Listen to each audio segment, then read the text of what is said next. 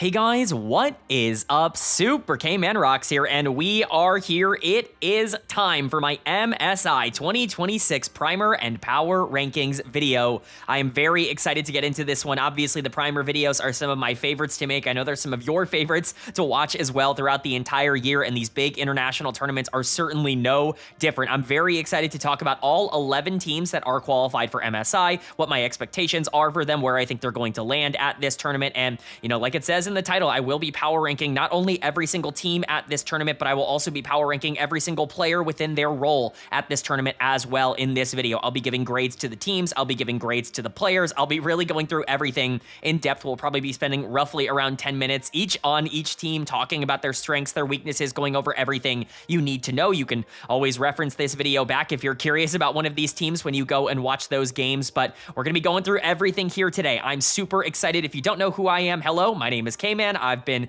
covering a lot of these leagues for many years now, about 5 or 6 years at this point. I've been covering every single game from the LCS, the LEC, the LCK, and the LPL. Of course, I've done my research pretty heavily on the CBLOL and the LCP coming into these tournaments, as I always do. I've covered a lot of these players in other international tournaments before, and generally I try to keep up with them there. I am also a caster for LPL English, and so I have a pretty good idea of the LPL teams in particular, but have covered basically every single one of these players regularly over the past couple of years. I'm very excited to get into this. I cannot wait to talk about some of my opinions. This has been a very weird year for LOL Esports, I think, in general. I've talked about this previously. One of the reasons I think the game has been so fun to watch is because I don't really think there is, like, a great team right now in the world. I don't think we have a level of team like we had with, like, Gen G and T1 at times last year, or, you know, a JDG in 2024 in the past. Like, we don't really have, like, a super team running around. Basically, anybody can find success at this tournament if they do well. So I'm excited. Hope you guys are as well. Let me know down in the comments, what do you agree with? What do you disagree with? This is going to be a divisive video. I've got a couple of caveats to start off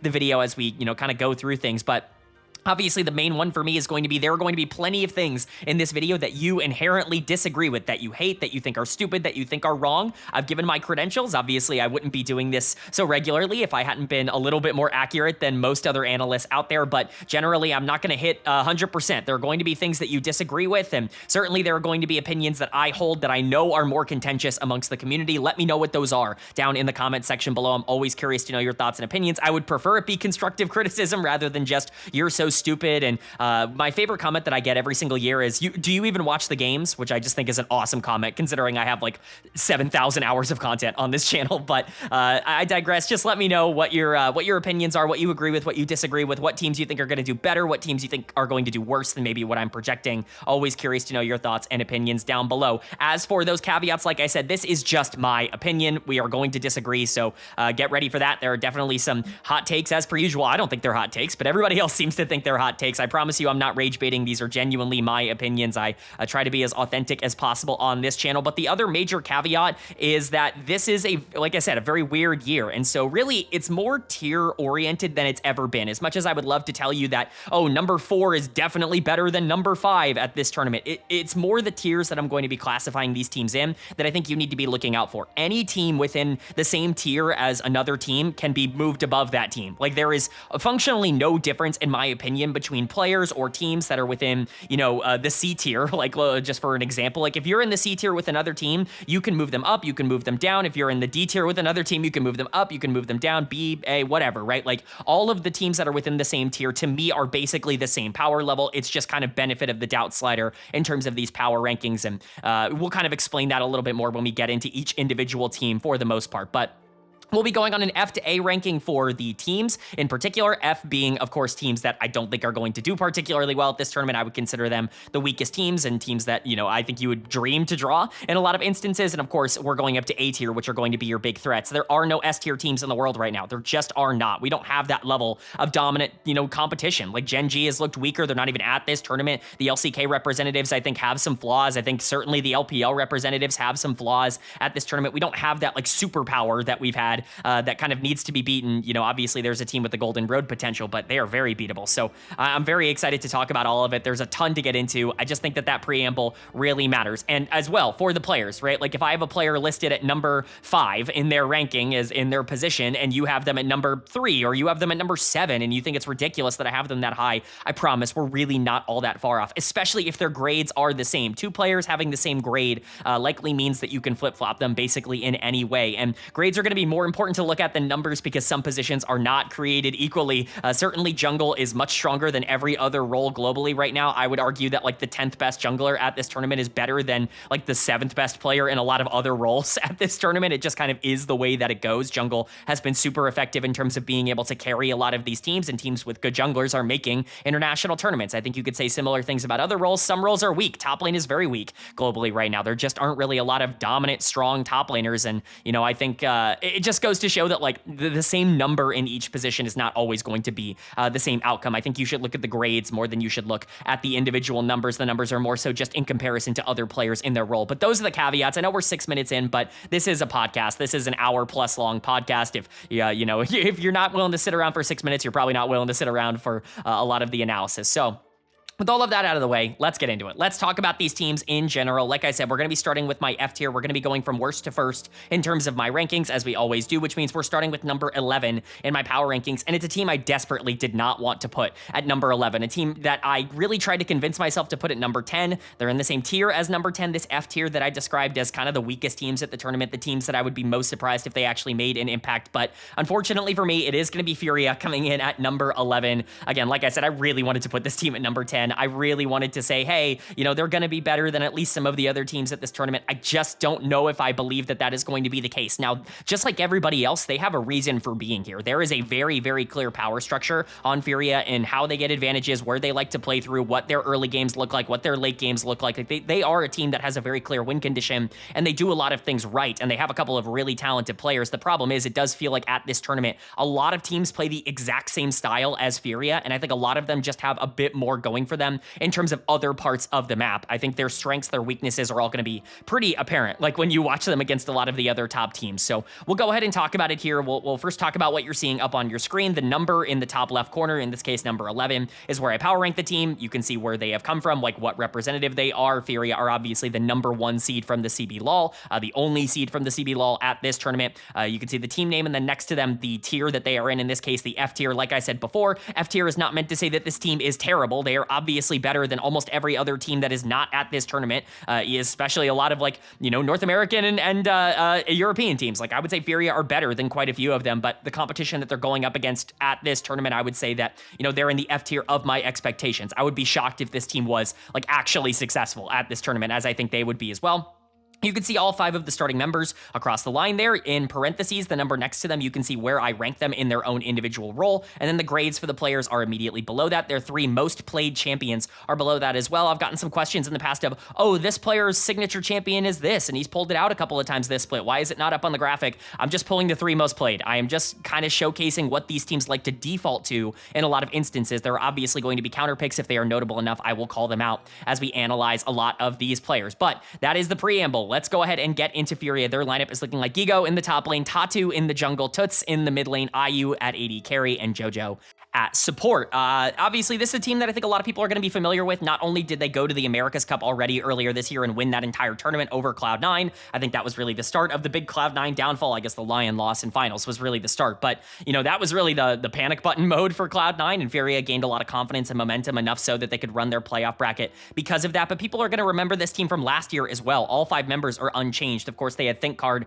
at the time, but they still have basically every single member of this main core just without ThinkCard as their starting coach. And generally, Furia is still going to be looked at as a relatively similar team. They're very aggressive with the way they like to approach the map. They can be pretty feast or famine in terms of their early games. When they get big gold leads, they're really good at being able to control a lot of objectives, and their mechanical talent is very real once they actually get to play 5v5 team fights. But I think there are some laning gaps, and they are very reliant on early game leads. This is not a team that I think has done super well at trying to recoup bad game states, and I think that that's just naturally what you're going to get out of Furia. Again, if you watch them last year, it's not going to be all that different. We can start with their star. are, it's very clear where, you know, a lot of the optimism of this team comes from, and that is Tatu in the jungle. He is absolutely the best player on this team, and he is the reason they are at this tournament.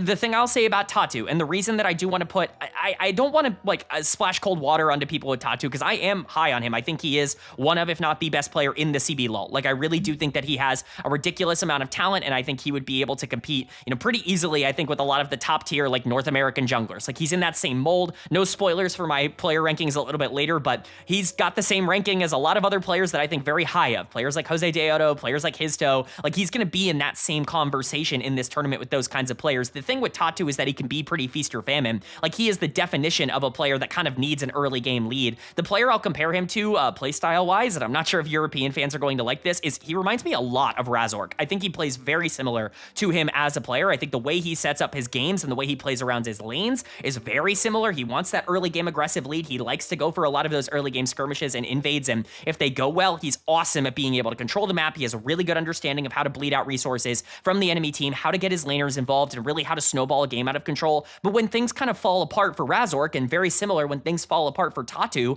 things just don't quite click for him on how to be able to lose gracefully. He is somebody that won't really do that. Like, his bad games are pretty bad, if I'm being honest. And my big concern in that regard is I don't know how many teams at this tournament you're going to be able to get consistently great early game leads against, especially because I don't think you have great laners in comparison to a lot of the other teams at this tournament. Tatu is going to be relied upon to really be the initiator, the facilitator, the carry, and basically every role on this team and basically every single game, and I think it's just a hard role for him. I think he's been great throughout this year, and I would love to see him be able to step up and kind of, I'm not going to say prove me wrong, because I believe in the talent. I just don't know if the circumstance is really great right now, with jungle being by far the strongest position, and him kind of needing to go for a lot of those aggressive early game plays for me to feel as confident that he's going to be able to dominate at this tournament. I think he has a chance. Like I said, he's in that same, you know, category to me as like Jose Deodo and Histo and a lot of these other junglers that I think are pretty talented, have had really good years and have been able to elevate the teams that they're on. I just worry about his surrounding core a bit more in comparison to those players. I think the positive part of that is the bot lane, and I say it's positive.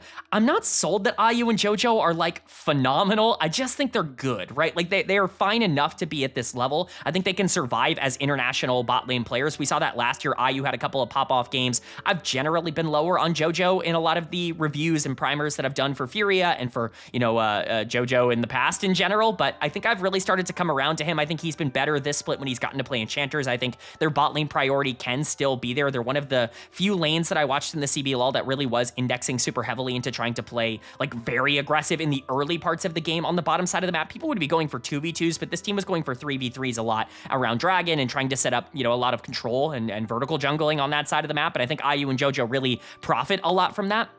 The problem is I just don't know if they're going to be able to do that consistently. Again, one of the big things that I think is kind of the thing that I want to push for Furia, and the reason I am scared for them, the reason I do have them at number 11, is they rely a lot on being able to generate their own individual leads, and you just kind of have to project that they're going to be able to do that at the MSI level. IU, I think, is a good AD carry. I don't think he's an elite AD carry. JoJo has been better on these Enchanters than I think he was on the Engagers, but he's still somebody that kind of needs his AD carry to be in a better spot, and he's not the most dynamic playmaker in the entire world, and to me, they're the best lane that Furia has, because I am genuinely concerned about what this solo lane duo looks like. I'm not really a big fan of what I've seen out of Gigo or Toots. I think Gigo's a little bit more understandable. This guy is almost always on weak side tank top. They can play for him. Like, he is a good player at being able to generate resources and play more aggressive. He's just not really asked to do that all that much on this team right now. Tatu, IU, JoJo, they definitely are taking more of the, I guess, resources, we'll just say, on this team. They want to play more for these lanes that can be mid-game skirmishers. Things like Xin Zhao plus Ezreal. Things like Caitlyn on the bottom side of the map. Like, that is more the identity of Furia, and oftentimes Gigo is just going to be on your Scions, your Gassantes, your, you know, general weak side top laners. If you're going to play something aggressive, it's always been Mbessa for Furia. Like, they have other picks that they can go to, but Mbessa is clearly the one they feel the most comfortable on. I just haven't really been sold that he has like game-breaking mechanics. His laning, even at the CBLOL level, was fine. Like, he was one of the better laners watching a lot of the top lane, you know, players play out in the CBLOL, but I wouldn't say that he was like elite at that level, and it certainly isn't going to get better here. I have concerns about him. And then Toots is just a player that I think is really easy to categorize. He's okay for this meta, but it's unfortunate because I think the meta has kind of passed him by. This was somebody that I think really thrived when it was Talia and Galio, and, you know, Galio's still meta, and even Ryze is still meta, right? Like, these champions that can open up the map, shove and roam, and really just play for their jungler. Like, I really do think that that's Toots' bread and butter. The problem is he just doesn't generate resources in the mid lane. Like, he is somebody who is going to sacrifice as many resources as necessary to get his jungler ahead or to get his bot lane into a better spot. And while I think that that is super valuable for Tatu to be able to carry, for IU and JoJo to be more aggressive around those mid-game skirmishes because they do like to play these early, you know, enchanter-based bot lane duos, Toots is somebody that is going to be behind once you start getting into these 5v5s. And again, the main thing, it all comes back to this, the main thing I worry about for Furia is it doesn't really feel like this team is going to be able to do a lot of the things that they do domestically, internationally. They need to generate those early leads. They need to be better mechanically in the early game. And I just don't know if that is really the way that they are built. If Toots is playing Twisted Fate and Galio and these shove and roam facilitators, then you need Tatu to be able to play super aggressive. Now, if he gets those leads, that's how Furia is going to win games. IU and JoJo probably also need to consistently be winning their 2v2s on the bot side, at least generating neutral game states, which I think is totally possible for them. But if you're going to index around them, I mean, this team's going to be super reliant on mid-game skirmishes. They're going to be very, very feast or famine in the sense that if you take that fight around 8 to 10 minutes, they're either going to win the game or they're going to lose the game on the spot. Think of a Team WE over in the LPL where their pre-10 minutes basically determines exactly what the rest of the game is going to look like. I think Furia is built in a very similar mold to that WE team over in the LPL. The main difference is I think that Tatu is a little bit more aggressive in terms of what he can do. Monkey is a little bit, you know, I think Monkey has better mechanics, but Tatu is the kind of player that I think can be really, really interesting because he's very creative with a lot of his engage angles. They're really relying on him because, like I said, I'm not a fan of the solo lane duo. I worry about the bot lane being able to be as good as they were domestically. It's really going to be up to their star jungler here at this point to be able to make the difference. And that's why, for me, I would be more surprised if this team was able to make an impact at this tournament. I think they have a lot of good things going for them. And I think in the right matchups, they can actually really abuse like a best of one. But in best of threes, best of fives, I really struggle to see a pathway for this team to be as consistent as everybody else at this tournament. Then moving on to number 10 in my power rankings, and this is the other team that's going to be in that F tier, the other team that I think just kind of has a bit of an uphill battle in terms of being as relevant against a lot of international competition. Expectedly, it's Deep Cross Gaming coming in for me at number 10. I really could not justify putting them higher than this. The only reason they don't come in at number 11, which I definitely considered for them, is just because I really like their solo lane duo. And honestly, I think solo lanes really matter right now when you look at them and Furia. I think you can kind of flip a lot of the strengths and weaknesses, although I think their bot lane are relatively similar in terms of the way that they're going to perform. But again, if I'm going to ask myself, okay, what's going to give you a bigger difference in this tournament? Is it going to be the fact that you actually have a good top lane and mid lane? Or is it going to be the fact that you have a good jungler like basically everybody else in the tournament does? And to me, I think the top lane and mid lane just make it a little bit more interesting, at least from my perspective. I also think that Hanwha he might just be better than Tatu as a player. He might just give me a bit more excitement in that regard. Flower, and I think, is another player that people are really excited about, and I'm excited to talk about him as well. Deep Cross, I think, have some things going for them that lead me to believe that they're not bottom one at this tournament, but if they did perform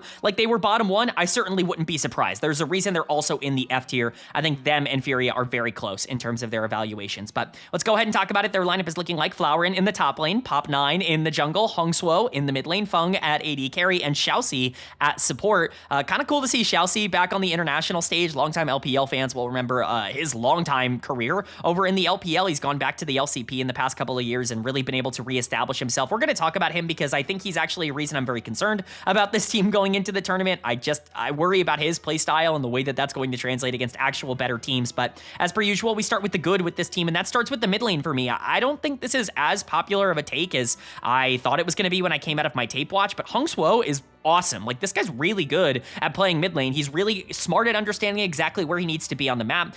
I think he has a really unique play style where he is going to be very willing to roam and skirmish and play aggressive, but the rate at which he generates resources in comparison to a lot of the players he was playing into is staggering. And it really was a balance for me when trying to evaluate him. Okay, mid lane is very weak in the LCP. I think a lot of people can understand that that role in general just has not replenished at the same level that a lot of other roles have for the LCP. And so it's not exactly like he's going up against the most dominant players in the entire world, but also he's like always up like 20 CS, like every single game. He's just constantly generating more resources than the players he's playing into while roaming, while continuing to be more aggressive across the map. I think he just has a good foundation. Like, he is a fundamentally very good mid laner, and I think he does a lot of the little things at a really high end level. I don't think he's super aggressive. I don't think he's like a game breaker. I think that there definitely is still like this aggression that you can tap into. It's not the same, you know, as what we were talking about last year with the Flying Oysters, where it's like, oh man, you know, if you can get Hongkyu into a really good spot, then maybe he's going to be able to take over every single game. Like, I think Hongsuo is a very different kind of player in that regard, but I think he has that same kind of fundamental baseline ability that has allowed him to dominate his domestic competition, or at least be very successful in his domestic competitions. And it leads me to believe that his floor is actually just really high, that he's going to be fine going up against most of the other mid laners at this tournament. Other mid laners who, by the way, just aren't really all that dominant in the 1v1s. Like, there are a couple that I think are really good, but I mean, you're talking about Yehu, who's, I wouldn't say like a 1v1 like super dominant player. You're talking about players like Quid, who I think have really not been as dominant in the 1v1. Like, Hongsuo can absolutely go up against those players and survive, and I think that is something that I'm not confident in saying about every mid laner at this tournament. So really excited for Deep Cross in that regard. That is the biggest strength in my opinion. And then Flowrin is the one player that everybody's going to be really excited about coming into this tournament from Deep Cross. He's their, you know, big star rookie top laner, and, you know, has a lot of really exciting pieces to build off of. It reminds me a lot of how we talked about Shino at the beginning of the year for Loud at First Stand, where the pieces are there for him to be a really dominant player, and I think the mechanics are definitely there. I love the aggressive instincts. I love the fact that they actually play for him on top side. I think that that's a really good thing. It's just it's kind of the opposite of Hongsuo, where I'm like, a lot of the little things are good in the mid lane. A lot of the little things are not good in the top side. It can just be a little bit more up and down. I think Florin, if he popped off at this tournament and really proved himself to be one of the best players in the LCP, kind of a successor to Kiaya, if you want to put it in that way, then I wouldn't really be all that surprised in terms of like, you know, he has the kind of mechanics and he has the kind of instincts to be able to break the game in that regard. I just saw a little bit too much on tape that got me a little concerned for me to say that he's definitely going to be that game over game. I think I learned my lesson a little bit, if anything, from Shino at the beginning of the year, where we could see the flashes when Loud was playing at First Stand, but generally, I think we also saw a lot of the things that we needed to be worried about. It's not all about mechanics. It's not all about lane dominance. And I think we even saw there were plenty of times where Florin, especially before the playoffs, wasn't quite as consistent. I think he has leveled up and gotten better basically every single game, which might be, you know, a point in his favor. If he continues to get better, then I think things are going to be fine. But I'm taking a bit of a wait and see approach on saying that he's going to be like a top 8 top laner at this tournament, although I think he has the mechanics to be in that, you know, range. I think he is certainly kind of expected to be the best top laner from the LCP at this tournament, even if I don't necessarily have him ranked as that right now. If he was, I certainly wouldn't be surprised. Again, it's more just about grading these players at their floors, and I think Florin does have a bit of a lower floor than maybe, you know, some people would want to make that out to be right now. I think a lot of people would just put him, you know, closer to B-, closer to the 8th or 9th best top laner at this tournament because of the good games, but I'll need to see if he can carry those good games over to be a bit more consistent. Pop9, totally fine. Really have no major issues with Pop9 as a player. I think that generally speaking, he is going to be able to facilitate the rest of the game well. I think him and Hongsuo actually skirmish together really well. It's something that I don't think gets talked about a lot with this team, but the, you know, playing Vi and Lee Sin and Xin Zhao and like all these more aggressive champions, like if you're going to do that, you need to be able to have good synergy with your mid laner. He plays towards top side quite frequently. His support is constantly roaming, which we're going to talk about very soon. And Pop9, I think, is the kind of player that really benefits a lot from those resources. He doesn't really have to do a ton on his own. He mostly just plays as an extension of the team, but I think he's good within his role. And then you have Feng and you have Xiaoxi as your bot lane duo here. I'm not super inspired by Feng. You know, he mostly gets the short end of the stick in terms of like what this team wants to do. He can do a lot of damage in team fights, but you can see from the champion pool, it's very clear what his role is going to be. They're going to pick him Ezreal, or they're going to pick him Jhin, and they're going to let him be weak side because Xiaoxi is still playing roamers. Like, this guy has never stopped playing the same meta that was there in 2021, 2019 when he was over in the LPL, you know, really having a lot of success. He's still playing Rel at an incredibly high clip. Of all of the engaged champions, I think Rel is by far the weakest, and I think that is a concern. He's one of the premier Bard players in terms of quantity in the world right now. Like, he's played a ridiculous amount of Bard games across this year. Up until this point, by far his most played champion. Like, he does not want to be solitary in the bot lane 2v2. I think Feng oftentimes has to pay the price for that. He's going to play these more weak side, you know, oriented bot lanes that can just kind of sit under tower, farm, try to get to late game, and Xiaoxi is going to be trying to open up the map a little bit more. The reason that concerns me is because there's a reason that's kind of gone away from a lot of teams in major regions. It's because when you go up against teams that have a good understanding of how to punish bot lanes and really be able to get their AD carries out of control, it's basically impossible to catch up in a game where your AD carry is down 1,500 gold. Like, it is really hard in the current meta to play that game. Xiaoxi has to get such overwhelming advantages for the top side of his map in order to make that viable. And if you're going to be picking things like Bard or Rel against teams that are better than you, something tells me that you're going to be losing the 2v2 and you're going to be getting outroamed in a lot of games. And so I'm just concerned from a playstyle perspective that weak side bot, especially so aggressively weak side bot, is not as consistent for a team like Deep Cross as it might be for a team that's going to have a little bit more star power. I do like that he has pulled out a lot more supports that are Enchanter focused. They have tried to play more for the 2v2 as of late, at least in the playoffs. That was definitely something they were doing a lot more frequently, but if Xiaoxi is going to default to being more of that roaming playmaker, as we're going to talk about a little bit later with someone like Core JJ, it just kind of limits what your team can do because you don't really have that same kind of pressure on the bottom side of the map. Alongside the fact that I think you have the weakest jungler at this tournament by a pretty clear margin. I think you have the weakest AD carry at this tournament by a pretty clear margin. You really are relying on the fact that I really like the mid laner more than I think even other analysts are going to like Hongsuo. I think you have a really good mid laner there, and I think Florin is going to be kind of a darling, a favorite for a lot of people going into this tournament. Like, there are players here that I think you can get excited about, but there are also just major drawbacks. Deep Cross is a team that definitely has, you know, very similar to Furia, a very clear way that they want to play the game, a very clear way that they want to approach a lot of these drafts and a lot of these early game states. And if it works for them, I think they can win a best of one. They can, you know, continue to, you know, frustrate, I think, a lot of teams. But in terms of best of threes, best of fives, I think they're going to be pretty big underdogs in a lot of those matchups, especially being in the play-in stage. I think this is a team that you're very much looking at as a team that's probably not going to have a very long MSI run. But then moving on now to number 9 in my power rankings, and this is where we're going to make a bit of a tier jump. We're going to be going from the F tier to the D tier. If the F tier teams were the bottom 2, the teams that I least expected to make an impact at this tournament, I think going up to D tier, we're now looking at teams that are competent, that I think, you know, are good enough to be able to potentially take a couple of games, maybe even a series off of some of the teams that are above them in terms of these rankings. But I do still have some questions about what their upside actually looks like. I have concerns about how well they're actually going to do. And unfortunately for me, coming in at number 9, kicking off that D tier, it is going to be Team Secret Whales, the number 1 seed from the LCP. I really wanted to be more excited about this team than I actually am coming into this tournament. I was really low on the LCP going into first stand. When I watched Secret Whales and watched the way that they were playing games, I was like, yeah, they're good, but like, it's clear that they're one of the weaker teams at first stand, and I think that ended up unfortunately being true. I think they're better than they were at the beginning of the year. I think it's clear that this team has made a lot of progress. I think players like Hizto have been on fire. I think Dire has made a lot of progress since then. Eddie, I think, has started to get back to some of the form that we were talking about from previous years rather than what we saw at the beginning of the year. But this is still very much a team that I think kind of needs very specific things to happen in order for them to go well. They're a better version of Furia. That is the best way that I can sum them up. But let's go ahead and talk about it. Their lineup is looking like, of course, Pun in the top lane, Hizto in the jungle, Dire in the mid lane, Eddie at AD carry, and BA at support. A very familiar lineup to those of you who might have watched the first international tournament of the year, First Stand. They didn't find a ton of success at that tournament, but I think there are still a lot of things to be excited about, and there is a tier jump here. Like, I want to be clear. This team is absolutely better than Deep Cross. They proved that by beating them twice in the playoffs, in upper bracket finals and in grand finals. Only 4 games in grand finals. It took them 5, and I do think this team has slowly gotten better over the course of this year. Not that I think they were bad at any point. I think they're clearly the best team in the LCP, but I do think they are improving, and I think they're clearly better than Furia in terms of the talent that they have. I think they're, quite frankly, just a better version of what Furia are as a team, but I do have some criticisms. I have some concerns. I think they have some good talent. Hizto is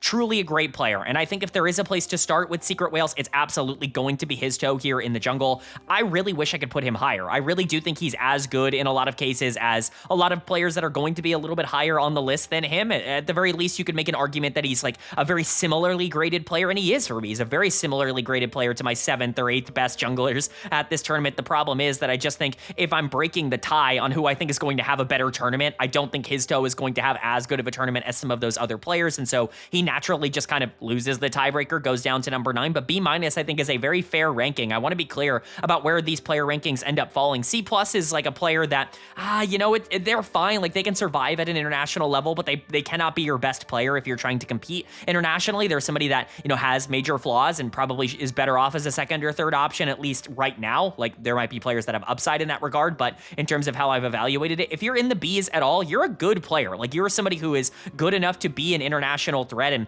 in a lot of cases, you know, teams towards the bottom of these rankings, their best players are going to be around that B- range. Hizto is like a tier 1, like very clear-cut, strong caliber jungler. Like, I'm not saying any of these players aren't tier 1 caliber. They all are very tier 1 caliber, but his toe is like really good. Like he deserves to be here. He can be one of the better players on a team that competes internationally. His toe is exactly what you want him to be. He can be an engaged threat. He can be a carry. He's really good at Neferi. He can play these more scaling oriented picks if you need him to, but if you want him to skirmish early, he can do that. He really is well-rounded, very solid, just a strong jungler. Like I said earlier, I like Tatu a lot. I think the reason I'm so low on Furia is because I'm looking at Secret Whales and I'm looking at his toe and I'm going, well, there already kind of is like a darling team to like from, an underdog perspective that has a jungler that's really aggressive, that makes a lot of skirmishes in the early game, that likes to snowball games out of control, and his toe is a better player than Tatu is, at least from my perspective. So that's the excitement from Secret Whales. Again, the big problem that you run into there is that jungle is good everywhere at this tournament. There is not a single team here who does not rely on their jungler to win games, and that means his toe doesn't just have to be better than a lot of these players like in the LCP that are good junglers but maybe aren't like game breakers. He has to play against like the best players on all of these international caliber teams coming from the LCS and the LEC, and it's just like, is he good enough to be able to beat those players, and is the roster good enough to be able to survive against the other parts of those teams? The reason they're in D tier is because I think they have a much better shot of doing that. His toe, I think, is the best player that we've talked about up until this point in this video, but I do think that you're gonna need performances elsewhere. You're going to need players to step up elsewhere on the map. I think for me, I hope it's going to be the bot lane. I still have held out a lot of hope for Eddie to really turn the corner and take that step. He's super greedy. He's gonna make a ton of mistakes. He's not exactly the most consistent player in the entire world. He has a great player comp, and it's Leave over in the LPL, currently obviously for Edward Gaming. Very similar player in terms of the way that he plays. I think Eddie might be a little better mechanically, although I think it's very close. Eddie is just a psychopath in terms of how he likes to take his aggressive trades. I think if you want like a high-end pro comp, it's like what we saw from Diablo at the beginning of the year, where he's very willing to go out there and be aggressive and make a lot of aggressive plays. The reason I compare him to Leave is because he does it on things like Jhin and Ezreal rather than doing it on a lot of these hyper carries that I think a lot of other players of similar, play styles like to do it on. That is a very Leave thing to do, but his mechanics are unreal. Like he really is going to maximize his potential and his damage if he's in the right spot. If you get him into late game 5v5s and he has gold, he's going to be one of the more effective AD carries at being able to close out those games. It's the reason I've just not been able to quit Eddie, is because if he can clean up on a lot of those mistakes and a lot of those mental errors, then he's going to be one of the most effective AD carries at this entire tournament, because he really does have the hands to be that kind of player. The problem is he's never really been able to put it together to be this truly elite threat. The numbers are going to look fantastic. The damage numbers, the laning has been really good from Eddie this year, which I think is a really big positive, considering they are oftentimes putting him in a position where he has to early pick and blind pick a lot of his bot lanes. So really like that out of him. I think BA stepped up in that regard as well, but overall, I think Eddie is going to need to be like a true, game wrecker at this level in order for Secret Whales to be successful at this tournament. If there is a way for them to overperform the D, tier that I'm putting them in, the number 9 spot that I'm putting them in at this tournament, it's because his toe is really good and Eddie actually steps up and is somebody they can primary carry through in a lot of these games. BA is a part of that as well. Very similar to what we talked about with Xiaoxi, except BA is much more flexible in terms of the way he can play. Really good on these poke-oriented lanes. I really like him on the Karma. This Jhin Karma or Ezreal Karma, like these poke-oriented lanes that Secret Whales goes for, like they are by far the most successful way that the 2v2 has found like advantages on the bottom side of the map. Like it's been really impressive to watch them be able to play those out. They utilize their range really well because both of them understand spacing at a really high-end level. The problem is that you're just not always going to be able to get that. I think teams are going to do their research. They're going to be able to ban out a lot of those picks against Secret Whales, and so from that point onwards, BA does like to default to more of those roamers, more of those engaged threats. Nautilus is definitely more consistent than something like Rel for Xiaoxi, and I think Bard, while it's still an effective pick for BA, he doesn't play it nearly as much as Xiaoxi, which I think is a good thing. I think Bard is very situational in the way that you want to take over the game there. You can leave a lot of the AD carries that Eddie plays in isolation, but I think your game plan works better if Eddie is in a great spot. So while BA has the flexibility to roam and play for jungle and get his toe into these really dominant positions alongside Dire, who has been a lot more aggressive across the last couple of months, I think they are still at their best when they are playing for advantages early on and trying to scale into that mid to late game where those 3v3, 4v4, 5v5 positioning advantages, because Eddie is great at positioning. Like I think that's where they're really going to thrive. Then you get to the solo lanes. This is kind of why I compared them to Furia, because I think if you are looking for weaknesses on this team, it's probably the solo lanes, but only in the sense that like I don't think they're stars, right? I think they're fine. Like Dire has definitely gotten better. Basically every single time I've watched him going back to the LCP, I've been like, okay, the progress is getting getting there. I hated D-Ray the first time I watched him. I thought he wasn't a very good mid laner. I thought he was actively going to hold his team back, and that was kind of true for the first couple of years he was on this team, but I think in 2026 so far, he's definitely played some of the best League I've ever watched him play. He's been able to generate more resources consistently in the 1v1s and utilize that to be able to open up the map. His toe wouldn't have been nearly as successful this year if D-Ray wasn't, making those strides in the mid lane. But what that means is that he's gone from a player that's like a C or a C- in terms of what I graded him as in previous years to somebody that I think now is like, he's a C+. You're fine with having him. He's not going to be the superstar on your team, but you're okay with him starting in the mid lane. I think specifically on Assassins, that's where we've seen a lot of the progress. I think he's definitely more comfortable playing a lot of those more aggressive lanes. The Aurora in particular stood out to me as something that really looked good when he got to pilot it. The Ahri as well, I think, is something that obviously he's pulled out a lot in the past. Every team is running Ryze at a really high-end level right now. The question always just is, with all this talk about the LCP mid lane being really depleted, is he actually getting better, or is he just playing against weaker mid laners? That is going to be the big question. I thought, for what it's worth, I thought he was arguably the best player on this team at first stand. He definitely had some really nice games, even if that team wasn't finding a ton of success at that tournament. And then Pwn is the exact player that he has been basically his entire career. He's a weak side top laner. You're going to drag and drop him into whatever he needs to be. He can play Rumble. He can play for team fights. Like if you need him to step up and be, up 10 or 15 CS, he can do that. But you can put him on weak side and he's going to survive. He's like the definition of a C+ top laner at this level. Doesn't really make or break your entire game. Doesn't have unbelievable mechanics. Isn't going to be really the main character or the main focal point for what Secret Whales does. They run through his toe first and foremost. And then D-Ray and Eddie are kind of trading off a lot of carry potential. D-Ray does it a lot earlier in the game. He's a lot more active in the mid game, and Eddie usually is much more late game oriented in terms of where he gets to take over games. But Secret Whales does have multiple ways to win, and I think that's why they're a tier up from everybody else we've talked about. That on top of the fact that I think mechanically they're just better by far than everybody else that we've talked about in the video up until this point. I like Secret Whales as a team. I just don't think they're ridiculously dominant. The LCP in general has kind of underwhelmed me in terms of the tape that I've watched throughout a lot of this year. I don't think they faced a lot of competition in order to be this like dominant #1 team to come out of the region, and I do think they are going to still struggle a little bit, just like they did at first stand earlier this year. I think they are better than they were then, and I think there are teams here that are much more beatable than teams that went to first stand, but Secret Whales are going to have to prove that they have leveled up alongside them, and there are going to be a couple of players in particular that really need to prove they can dominate at this level.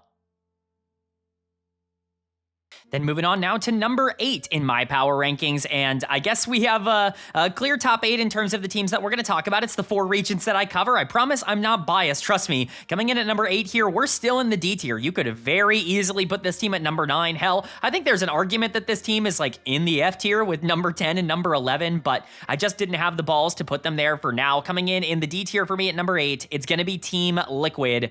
I am sorry, I just don't think that this team is particularly good. I don't think they're going to do particularly well. Not that I think it, really was set up for them to do well. They're obviously in the play-in stage. They're the second team that we're talking about in the play-in stage, alongside 2 others that we haven't even brought up yet, and they're going to be massive favorites to get out of the play-in stage. It's likely Liquid would never make the main stage, even if they were better than this, but let's say this was hypothetically just an 11-team tournament where, all 11 teams somehow made it to bracket, and, everybody was just getting a fair and even chance, and everybody started on the same playing field. I think Liquid is closer to being where, these Team Secret Whales, Deep Cross, Furia, like teams are than they are to, where I think a lot of the other teams from the other regions are coming from. I'm just not a believer right now in Team Liquid, and I've talked about that a lot in my LCS videos. So let's go ahead and kind of talk about why, and also where I think their upside could come from if they are going to be better than what I think they are right now at this tournament. Their lineup is looking like Morgan in the top lane, Jose Deodo in the jungle, Quid in the mid lane, LYON, ADD carry, and Core JJ at support. Pretty easy to talk about this team and what they are. They were fine for a majority of the regular season. They stayed undefeated until the final 2 weeks of the regular season, but people aren't going to remember that because they beat everybody except for the 2 other good teams in the league. They end up going undefeated until they face Cloud9 and LYON, in which they lose both of those series in the regular season. They obviously end up making it to this international tournament by beating Cloud9, sweeping them 3-0 in the lower bracket finals, because Cloud9 just has the mental of toddlers, I guess, at this point. I really have nothing else to talk about in that front, but I think there's been this misconception, and this is something that I push back on. This is something that clearly I just disagree with the community. I'm not going to sit here and say that I'm guaranteed right on this, but it's something that I've just believed. A lot of people have this belief in Team Liquid that they've gotten better over the past couple of weeks or over the past couple of months, that this is a team that has evolved and advanced, and I'm sorry, I watched this team play, and that's just not what I see. I think the LCS is pretty weak in general across a lot of this year. I think a lot of the teams that they faced to get here got worse. I think FlyQuest was never better better than Team Liquid. They didn't need to be, you know, infinitely better than what they were in the regular season in order to beat FlyQuest. They beat FlyQuest in the regular season. Cloud9 lost themselves. Like, as much as I'd love to give Team Liquid a lot of credit, even watching those games, C9 were making game-losing decisions over and over again, and then Liquid faces a team that kind of knows what they want to do on the map in LYON, and they get blasted in the finals. I get they took them to 5 games in round number 1, but LYON, when they're locked in, is a different team from LYON when they're not locked in. It is very, very clear, and the issues that have plagued Team Liquid all year long are very much still there. The strengths that have been there for Team Liquid are still there, and I do think they've gotten better in some minor areas, but generally I do think that they are a team that's lacking a true identity. Jose Deodo has been unquestionably the best player on this team throughout 2026 up until this point, which is the exact opposite of what this team was built around. Quid, LYON Core, JJ was supposed to be this unbelievably good core that you were bringing in at the start of free agency. Quid was the biggest offseason acquisition. LYON and Core have been the stars of Team Liquid for many years going on these international runs, but it's Jose who has stepped up, being kind of the backbone, the rock of how this team wants to play a lot of these games. Even in their losses, a lot of the time he is generating resources for himself. I'm not going to sit here and tell you that Jose has been dominant, that he's a superstar, but I think in a league where there really weren't a lot of consistently great players, Jose was at least trying to get Team Liquid across the finish line in a lot of instances. We see the skirmishers on your screen here, the Xin Zhao, the Pantheon, the Jarvan. The Lee Sin emergence for this team across the back end of the playoffs, it wasn't one of his most 3 played, and so it's not on the screen, but the Lee Sin emergence I think really goes to show exactly what this team wants to do, and we're going to talk about Quid in just a second, but this team needs to generate resources early.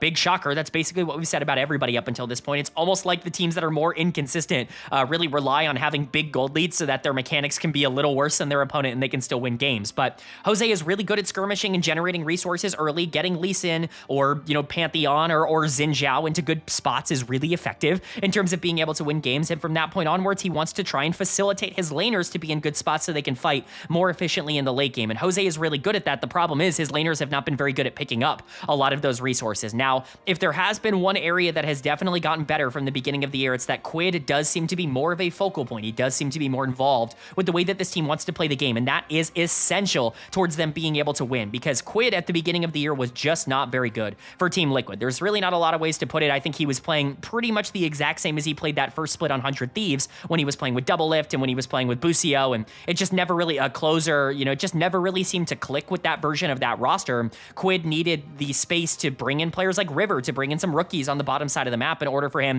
to become more of like a main character on that 100 Thieves team to be more effective. I think Team Liquid kind of ran into the same problem. They realized that Quid is not as effective as a player if he is going to be the second or third option on your team. You need to basically feed him resources in order for him to be this guy that's been able to take over a lot of games at the LCS level, that's been able to win an MVP before at the LCS level. And I think once Team Liquid realized that that is the progression, that is the advancement that I think this team has made. Do I think Quid is individually playing better?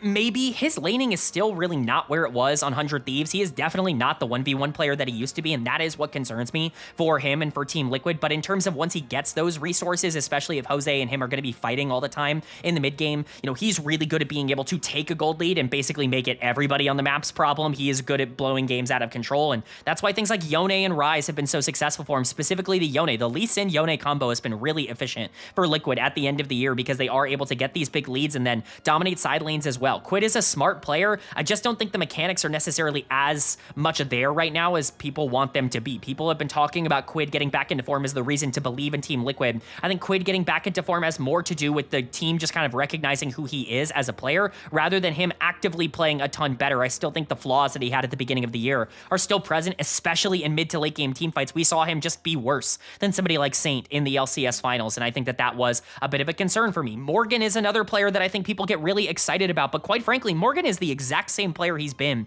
for basically a year and a half at this point. There was a time in the LCK where I thought Morgan was really starting to show that he was breaking through. I think, you know, obviously Lord Morgan had his memes and everything, and he always had his fan base, but there was definitely a time where it was like, okay, this guy is a top half LCK top laner, like he is somebody that can at the very least hold his own in isolation against some of the best top laners in the world and does at times carry bro to wins. That was not 2025 Morgan, and that's what I really tried to implore on Team Liquid fans who probably knew the lore of Morgan and generally like the vibe and how much the bro fan base really accepted him, but he had his worst year, in my opinion, as a member of Bro in 2025. He comes over to Team Liquid, and at this point, what he was in the LCS is exactly what I thought he was going to be. He's a fine enough laner, especially in a league where laning top laners are just non-existent, if we're being honest. Like, a lot of the 1v1s on the top side of the map in the LCS are just bad. Morgan was good enough to be able to, at least survive at that level, and he's a good team fighter. He's stable, especially when he's on these tanks like Ornn and Sion. He's going to make the right decisions, but he's not an elevator. He doesn't really win lane in like a dominant way, and when he does, he doesn't really translate that into like dominant topside pressure. It's very rare that you're going to be talking about Morgan as like somebody who's actively impacting and affecting the way the game is moving, but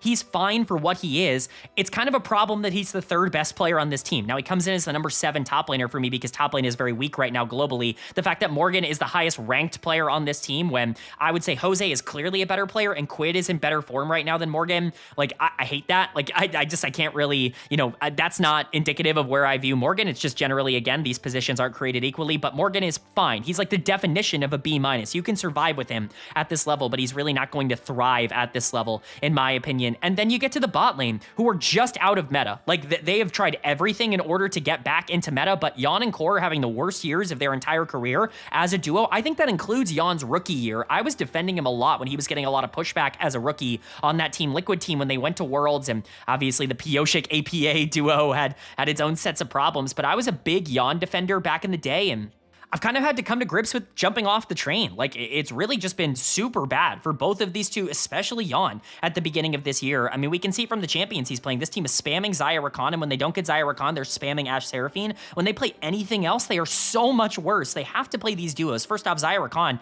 are not even good in the meta right now. They're fine enough as a counter pick in very specific circumstances, but in terms of hyper carry, Xayah isn't nearly as effective as a lot of the other ones that are really popular in the meta right now, and Rakan as a playmaker, to me, is just less valuable than Nico or Bard in the same exact role. Maybe you're getting a little bit more in terms of the engage pattern, but you're getting much worse laning, which I think is definitely a problem for this team. LYON is the only player to come in outside of the top 8 from any of the teams in the top 8. He comes in as my number 9 AD carry. I have him lower than Eddie. I have less faith in LYON than I have in Eddie. I think they're very similar in terms of the mistakes that they make right now, but Eddie has better hands in terms of what he is showcasing. I'm really just not a believer in this bot lane, and one of the big reasons why I push back on Team Liquid, making those improvements alongside the fact that I don't think Quid has gotten better. I think the team has just gotten smarter in how they play around him. I don't think Morgan has gotten better. I certainly don't think LYON and Core are getting better. I still think they've been a very weak bot lane, especially during the playoff run when they needed to step up. It's not like they were amazing during this team's win over Cloud9. They just kind of were there when the rest of the map was winning and Cloud9 was making a ton of mistakes. Like,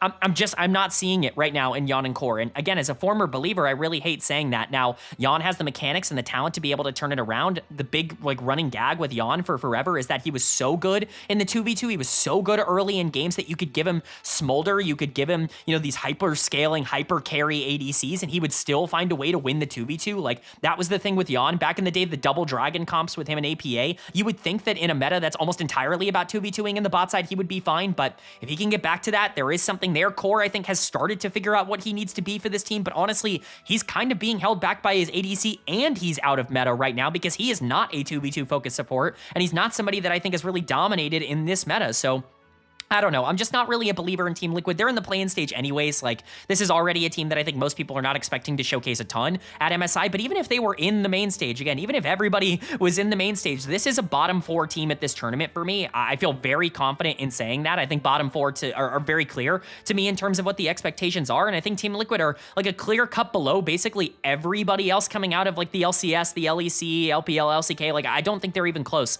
to being on that level. This team has a lot to prove to me. And right now I am quite a bit of a doubter.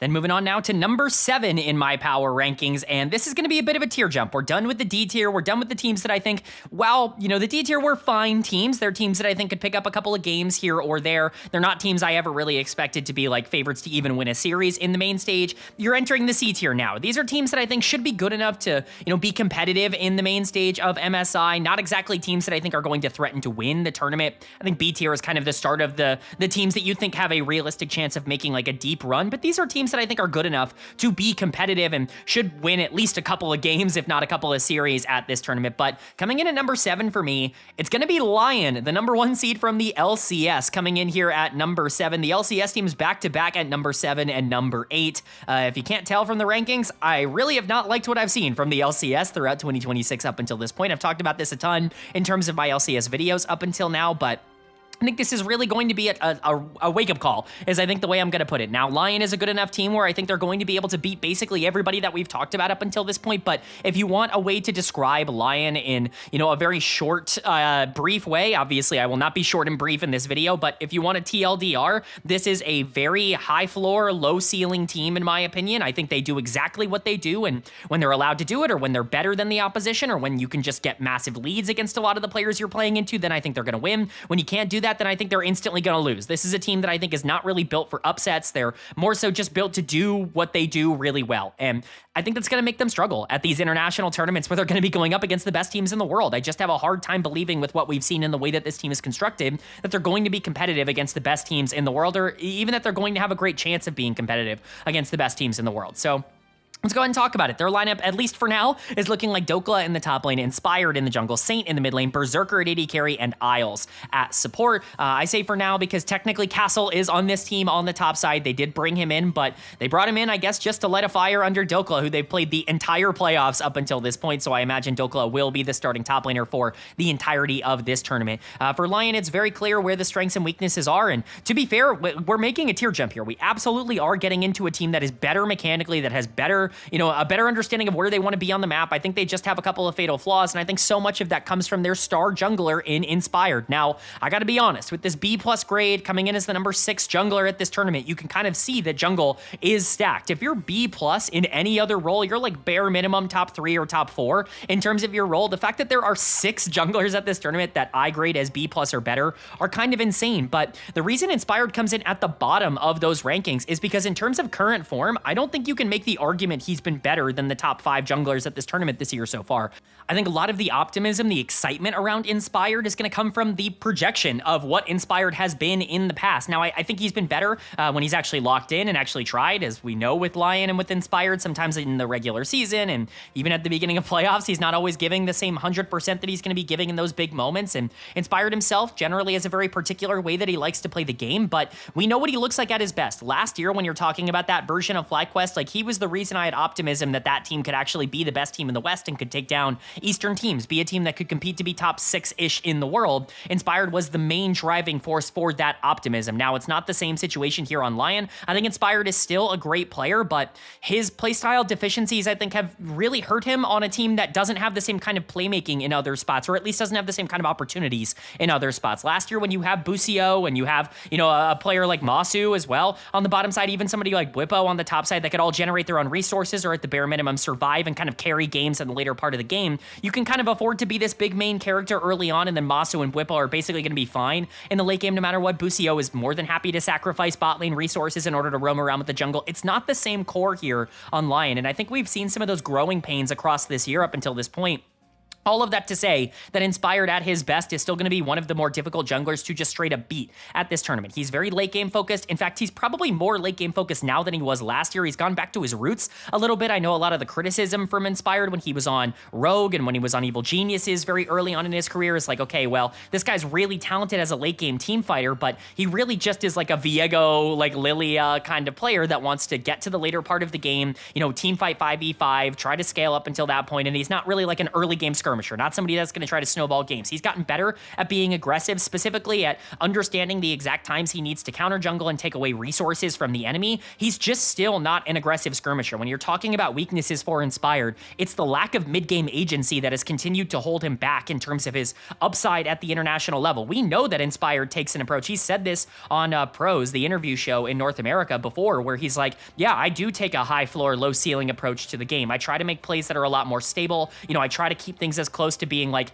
80-20 as they possibly can be. I'm not going to take as many 60-40s as a lot of other junglers out there, and I do think that just naturally is going to limit some of the upside plays that you're going to make. I do think you have talent on this team, but I'm not as high on Inspired right now as I was last year, and I think that was, kind of showcased by the fact that he wasn't an all-pro for me this regular season, despite me still calling him the best player in North America. I think there is something a little bit off about his gameplay in comparison to, like, him needing to be not just elite, but like a top 3 jungler in the world in order to make LYON as relevant as they probably want to be at this tournament. Now, the rest of this roster is fine. I think Saint and Berserker are really starting to come around. Both of them were first-team all-pro for me in the LCS. Saint, I think, has figured out exactly what he wants to be. You can see from his champion pool, he still is very much an assassin player, but the problem I had with Saint at the beginning of the year is that he's playing all these assassins and he's getting these big leads isolated in the 1v1, and then he's like the worst side lane player in the world. Like, it was actually staggering just how poorly this guy was playing side lanes in the mid to late game, constantly overstepping, giving gold over for no reason, not timing waves up properly with the rest of his team. Like, he was just making massive mistakes, burning summoner spells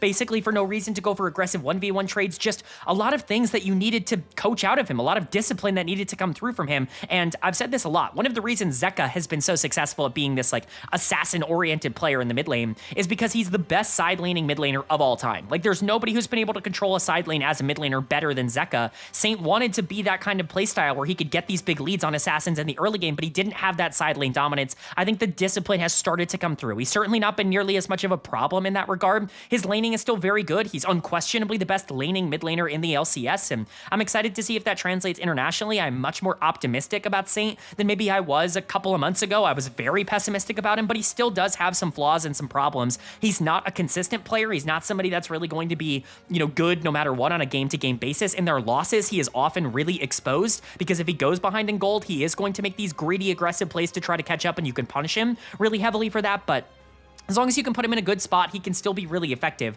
on the map. And again, as long as those side lanes are not going atrocious like they were at first stand, then I think they're going to be fine in that phase. The other big positive piece of this team is Berserker. And quite frankly, Berserker has been the best player on LYON so far in the spring split. I don't think there's really a major question about that. Like, if you're in terms of form, like who's in the best form coming into this tournament on this team, it's 100% going to be Berserker. This is a player who's obviously had a lot of success in the past in North America on Cloud9 and has been able to translate that at least a little bit to some international success on Cloud9, but he needed to start playing with an ego. It was my biggest criticism of him at the beginning of the year, is that he was kind of letting the game come to him, and that's not the Berserker that I remember. That's not the Berserker that I love from back in the day. The Berserker I love was dominating people, was generating massive leads in the 2v2 by just being mechanically better than a lot of the players he was playing into. Once he started to unlock a lot of that ego and started to play a lot more confident on the bottom side of the map, this team absolutely got better. He has been a dynamite, force in the 2v2. He's one of the best 2v2 laners at this tournament in the AD carry role, and I think he's been really good in team fights. He is a big source of optimism, and if Inspired is going to step up, and if Saint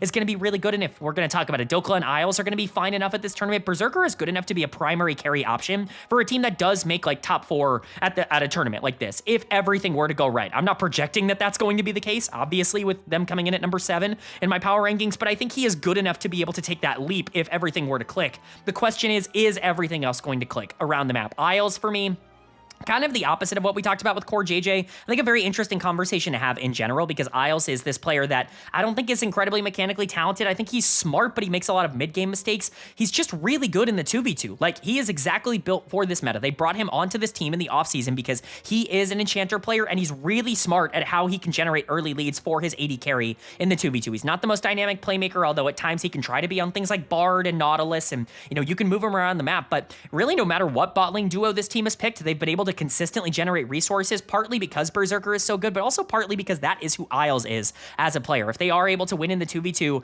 that's really important. Isles was really exposed at first stand for not really being an international caliber player. Hopefully he has improved since then, because I think he was already good domestically at the beginning of the year. He's continued to be good domestically. The question is, can he be good enough to be an international type of player? Can this 2v2 actually step up and win consistently like they were doing in the LCS? And then it's big game Dokes on the top side. I mean, what else do you want me to say about Dokla? He comes in for me at number 8. Like, it's a hard evaluation because for most of the year, Dokla is bad, and then when it really matters, Dokla turns it on and is good. And you can imagine that maybe you give him a little bit of grace because he's going to an international tournament, and he's always going to play better at an international tournament than he does domestically. But I think there are some things that I have seen and come across in some of my tape reevaluations going into this video that have concerned me a little bit. Most notably, how much this team relies on Rumble on the top side of the map to be this big team teamfight threat. Obviously, he's fine enough on things like Sion and Gnar, and he can have his crazy counter picks if he wants them, like his 80 carry top laners, but this team looks entirely different when Dokla gets to play Rumble versus when he does not get to play Rumble. It's actually quite staggering how much of a difference I think that has made for this team. That being said, I feel fine. We know Dokla is just going to randomly play better at this tournament because he does every international. If he's just good enough to survive on the top side and you can allow the rest of this team to operate, then you're going to be fine. Again, top lane's not a particularly difficult role to succeed at right now with the level of talent coming into MSI, so I don't think Dokla is going to get exposed or anything like that. If he's your weak link, I think that's going to be perfectly fine, and honestly, if he's your weak link, that's best case scenario for the rest of this team, because that means Inspired has gotten back to his regular form, and Saint and Berserker continue to step up and generate resources early. Isles has been good in the 2v2, and they're going to be a smart enough team to be able to find teamfight angles in the back end of the game. The problem for LYON is, again, that high floor, low ceiling mentality does create these situations where if they don't have these massive gold leads, or if they fall behind especially, they're one of the teams at this tournament that I am the least confident will be able to come back from down gold. Like, they don't really do it because they don't take risks. They don't go for these 60-40 plays. They don't go for 50-50s. Like, they're just going to try their best to keep the game as risk-free as possible. And if they're in control, if they're in the lead, then that's going to look good. And if they're not, then it's going to look bad. I have concerns about whether or not the talent is there for them to be able to dominate. But for me, I just don't see LYON as a team that I'm expecting to compete with the upper echelon. I think they're pretty clearly outside of that top 5 that I generally have right now at MSI. And I think in general, the LCS is, like I said, going to get a bit of a wake-up call, at least from my perspective at this tournament, that I think this league is much weaker than they've been in previous years. Then moving on now to number 6 in my power rankings, and this is going to be the final team in C tier. This is really the last team that we're going to talk about today that I really don't think has expectations to make some sort of run, mostly because of the situation that they've been dropped into, but I do think they are a good team. They deserve to be considered in the top 6, even if their tournament performance likely won't reflect that. It's K Corp for me coming in at number 6, the number 2 seed from the LEC. I think they are better than LYON. I have them in the same tier. If you wanted to say that LYON is better than K Corp, I can kind of understand that, but honestly, I just don't believe that to be true. I think Inspired is the best player across these two teams, although Busio, I think, definitely gives him a bit of a run for his money. He's had some ups and downs over the course of this year as well. K-Corp are really just this team that I think is better than a lot of people are going to give them credit for. I think the top 2 in the LEC has become very clear in terms of how these two teams have played across the year up until this point. And I really don't think there's that big of a difference between them. You know, we're obviously going to be making a tier jump before we talk about the next team in the LEC, but K-Corp deserves a lot of recognition. I said before, even if their tournament results don't necessarily reflect it, they are the 3rd team that we've talked about here to be in the play-in stage. We have yet to talk about the team that I expect to win the play-in stage here. Obviously, everybody can kind of expect who that's going to be, but I think if there's going to be any upset in the play-in stage, if it's even possible for, you know, the team that I haven't talked about, for T1 to not make it out of the play-in stage, K-Corp will be the team that has to take them down. I don't think anybody else really has that same kind of shot. So let's go ahead and get into it. Their lineup is looking like Kana in the top lane, Yike in the jungle, Yehu in the mid lane, Kalista AD carry, and Busio at support. You can see from my rankings that I do view this team pretty positively. I think basically everybody here is like a close to elite caliber player, especially the bot lane that I'm just incredibly high on. I think these players have been fantastic across all of this year, but there's really no weakness on this team. They're very well rounded, which is a big reason why I think I've been so confident that they were going to get here throughout a lot of this year, despite I think other people being a little bit more hesitant on whether or not K-Corp was going to break some of their international curse that they had after first stand last year. But this is a team that domestically, at the very least, has looked on par with G2 for a majority of their competitions. Now, obviously, they have not been able to beat G2 in terms of those big best of 5s. That's why they're not ahead of them, and it's why they're not even in the same tier as them. But taking them to 5 very regularly, being a team that is, you know, kind of a thorn in their side, I think it's very clear why they are like that. And it's because in a couple of positions, I think they're just more talented. Already talked about the bot lane. We can start with them because that is the strength of this team, in my opinion, or at least the biggest strength, because I think most of this team is a strength in comparison to a lot of the teams we've talked about up until this point. But Kalista and Busio are legit world class. Like, this is a very, you know, very good bot lane. I think this is arguably a top 5 bot lane in the world at the current moment in terms of the way they're playing the game. I don't think it's super consistent. Busio is a little bit out of meta right now. He would prefer to play things like Nico. He'd prefer to be playing Bard and Rel and Rakan and all of these bigger playmakers that he has played throughout a majority of his career. It's just not necessarily the way that the meta has developed. But unlike a lot of the players that we've talked about previously, like Core JJ or Xiaoxi, you know, earlier on this list, that are playmakers by heart, heart that really have not been able to adapt. Busio is the type of player to go, well, I know I'm a playmaker, you know, I know I'm somebody that wants to roam and move around the map, and that's kind of my big play style, but if I have to be really good in the 2v2, then I'm going to commit to being really good in the 2v2. Nami, Seraphine, Lulu, like these are champions that K-Corp are pulling out incredibly regularly, and Busio has gotten better basically every single game on these enchanters at being able to generate those leads in the early game. I think he is the best player on this team. I think he's the best support in the West. I think you can make the argument he is the best player in the West. I certainly wouldn't be making that argument. There's a player we have yet to talk about that I think pretty clearly holds that crown right now, at least from my perspective, but Busio's fantastic. He is the exact kind of support that this team needs, because if they do want to go for more like a roam-oriented gameplay, if they want to play more around Yike and want to play more around Yehu, potentially being a carry on things like Azir or Ryze in the middle to the later part of the game, and Kalista is going to be playing something that's a little bit more self-sufficient on the bottom side of the map, Busio can still pull out a lot of those more, you know, roam-oriented aggressive supports. Like we know his Bard and Rakan and Nico are some of the best in the entire world. It's just that he also has that second gear of enchanters, and I would still expect them to go to that the most often, and that's because Kalista has been the primary carry on this team throughout basically all of this year. He gets so many of the resources for K-Corp in terms of where they invest a lot of their early game pressure, and he has absolutely started to output it. You know, when he was a rookie or before he had played a single game in the LEC, I was like, you know, I've watched some of the tape in Tier 2, and I just don't know if he's going to hit the ground running. Like, this guy obviously has upside to be the best AD carry in Europe, but I don't know if he's going to be that from day number one. Well, I ate crow on that, because the moment that I watched this guy play at the Tier 1 level, it was very clear that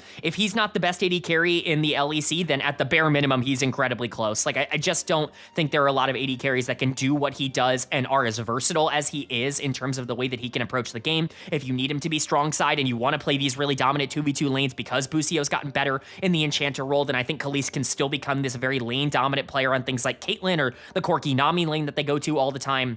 But if you need him to just be a late game hyper carry, he's one of the most efficient late game team fighters in the entirety of Europe, regardless of position. He really has just been a dominant threat for K-Corp. He is everything that he was advertised to be when he was like the biggest prospect in Europe history, and I think he's very much lived up to that billing. He is a true superstar for this team, and I do believe the bot lane is the strength. Like, they are the best part of this team. Not that everything else is bad, like I said, I just think that they really are that damn good, and they're what you're going to have to watch for. If they can consistently get advantages on the bottom side of the map, either through early 2v2 pressure or through Busio being able to roam and Khalees still being relevant playing weak side, then I think that's going to be really hard for a lot of the teams we've already talked about to deal with, especially teams that, you know, don't have as strong a bot lane 2v2s. But everybody else on this team is also very good. Kana is the other player that I think people kind of jump to because Kana was so good last year. Now, he's really started to get back into that form, I would say, over the past couple of weeks. It wasn't really there at the beginning of the year. I think people were starting to sour on Kana because LEC fans are very reactionary in terms of, you know, what have you done for me lately? But I think lately, Kana has been much better. I think the spring playoffs in particular to qualify for this tournament, he really proved himself to still be arguably the best top laner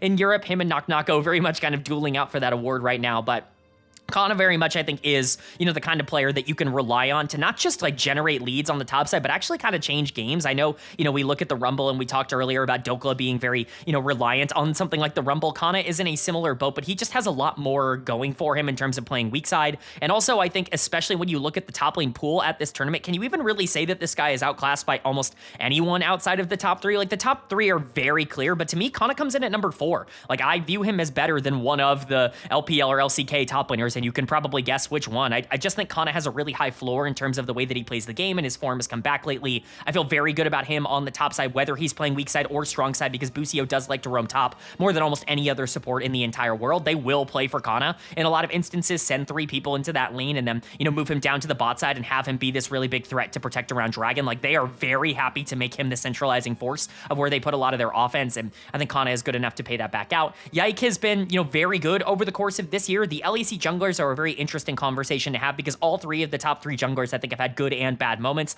across 2026. Yike, to me, still comes in as a player that is inconsistent, but when he is on, is perfect for exactly what this team wants. I think there are people that will still criticize his lack of flexibility, and I don't think that that is true anymore. Like, yes, he is still a carry-oriented player, and he wants to play things like Pantheon and Xin Zhao and Vi and be the primary creator, skirmish a lot in the early game, that kind of stuff, but he can definitely still play facilitators, and I think that that's something he doesn't get nearly enough credit for. The inconsistency with Yike really just comes on a game-to-game basis. He is just somebody that you don't really know if you're going to get the best or the bad version of him. It seems like he's a very mental player in terms of how he is able to approach a lot of his early and mid games. He is somebody that, like a lot of other junglers that came up in the era that he came up in, is very feast or famine, definitely wants to try and generate those early leads. We've talked about that a ton at this tournament, but if he has good laners and better setups around him, he's going to be very consistent at being able to get those laners into spots where they can take over. He's not always going to be the flashiest player. Sometimes he's going to lose you games. Like, it's just kind of the natural thing with Yike. It's the reason he comes in for me as the number 7 jungler. I like Yike a lot, but he comes in right below somebody like Inspired. Like,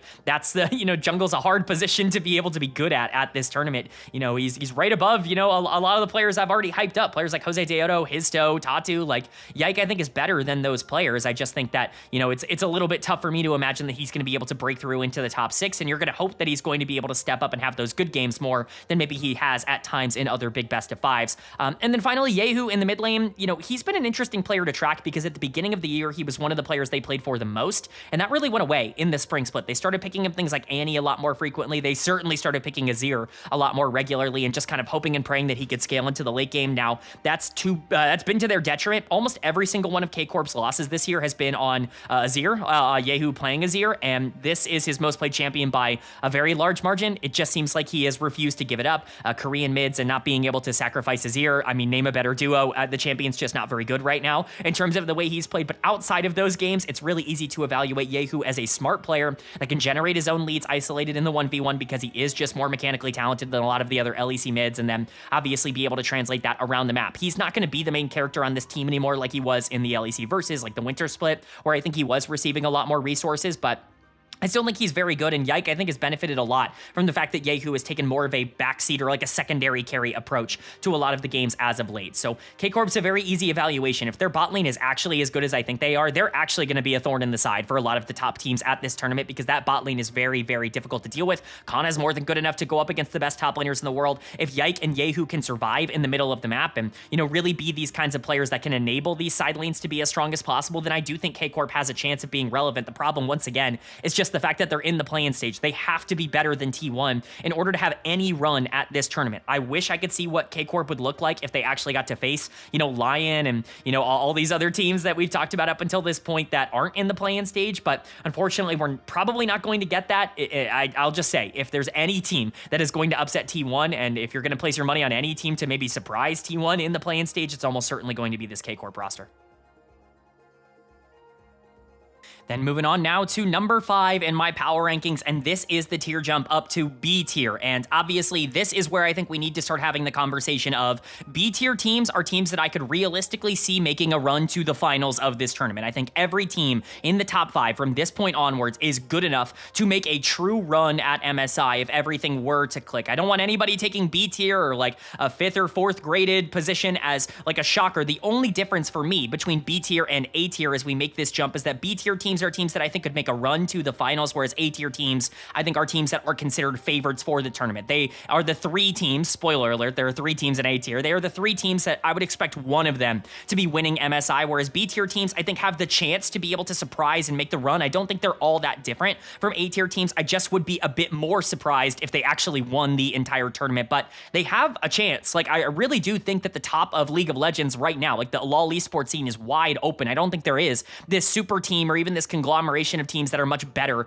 than everybody else. And that starts here with number 5 for me. It's going to be G2 Esports coming in at 5, coming in the B tier, coming in as the number 1 seed from the LEC. I really debated putting them at number 4 in these rankings. The difference in my grading scale between number 4 and number 5 was 0.04%. Like, genuinely, the difference between number 4 and 5 is completely flippable. If you really want to have G2 at number 4, I can even understand that. G2 has had a better record at international tournaments than the team that's coming in at number 4 above them. I just have one more major question mark about G2 than I do about the team above them. But really, I mean, this team is incredible. I think this is the best shot that one of the Western teams has had in quite a long time of actually competing with the upper echelon. I think we saw that at first stand when this team finished in the top 2 when they took down, Gen G in order to get that spot in the finals. I just don't know if that is repeatable on G2's end or if it's going to have to take another mistake from one of the top teams like we saw previously, but they have the talent to capitalize on mistakes. They are absolutely good enough in a couple of key areas. So let's go ahead and talk about it. Their lineup is looking like Broken Blade in in the top lane, Skewmond in the jungle, Caps in the mid lane,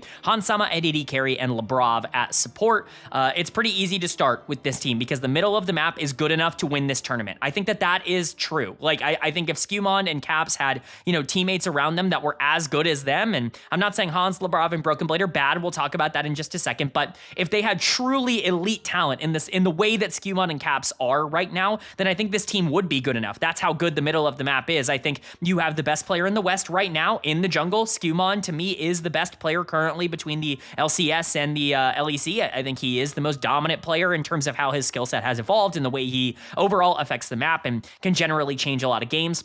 We saw that at First Stand, and we saw that basically throughout both of the domestic regular seasons, that without Skewmond, this team would be a lot more inconsistent, but his ability to just win games basically on his own, both early and late, has been super impressive. When you think back to Skewmond's scouting report, when he was still like a young player and somebody that was still trying to figure out what he wanted to be, when G2 brought him on as a rookie, he was a late game tank player. Basically going into this tournament last year, I was criticizing G2 because they only had one playstyle. Skewmond could really only play things like Maokai and Sejuani and really be that zone control tank in team fights. Outside of that, he just wasn't nearly as valuable as a player, and I was very low on G2 coming into MSI last year, and that kind of turned out to be right. This was not a team that was good enough at the time to really make a big impact on the international stage. They had a lot of flaws. They were very one-dimensional. They were not very flexible in the way that they could play the game, but Skewmond's evolution as a player since then, in the one calendar year since the previous MSI, has been spectacular. He has gone from being a player that's really good at a couple of specific things and not very good at a lot of the other things that you need to be good at for jungle to being a very well-rounded,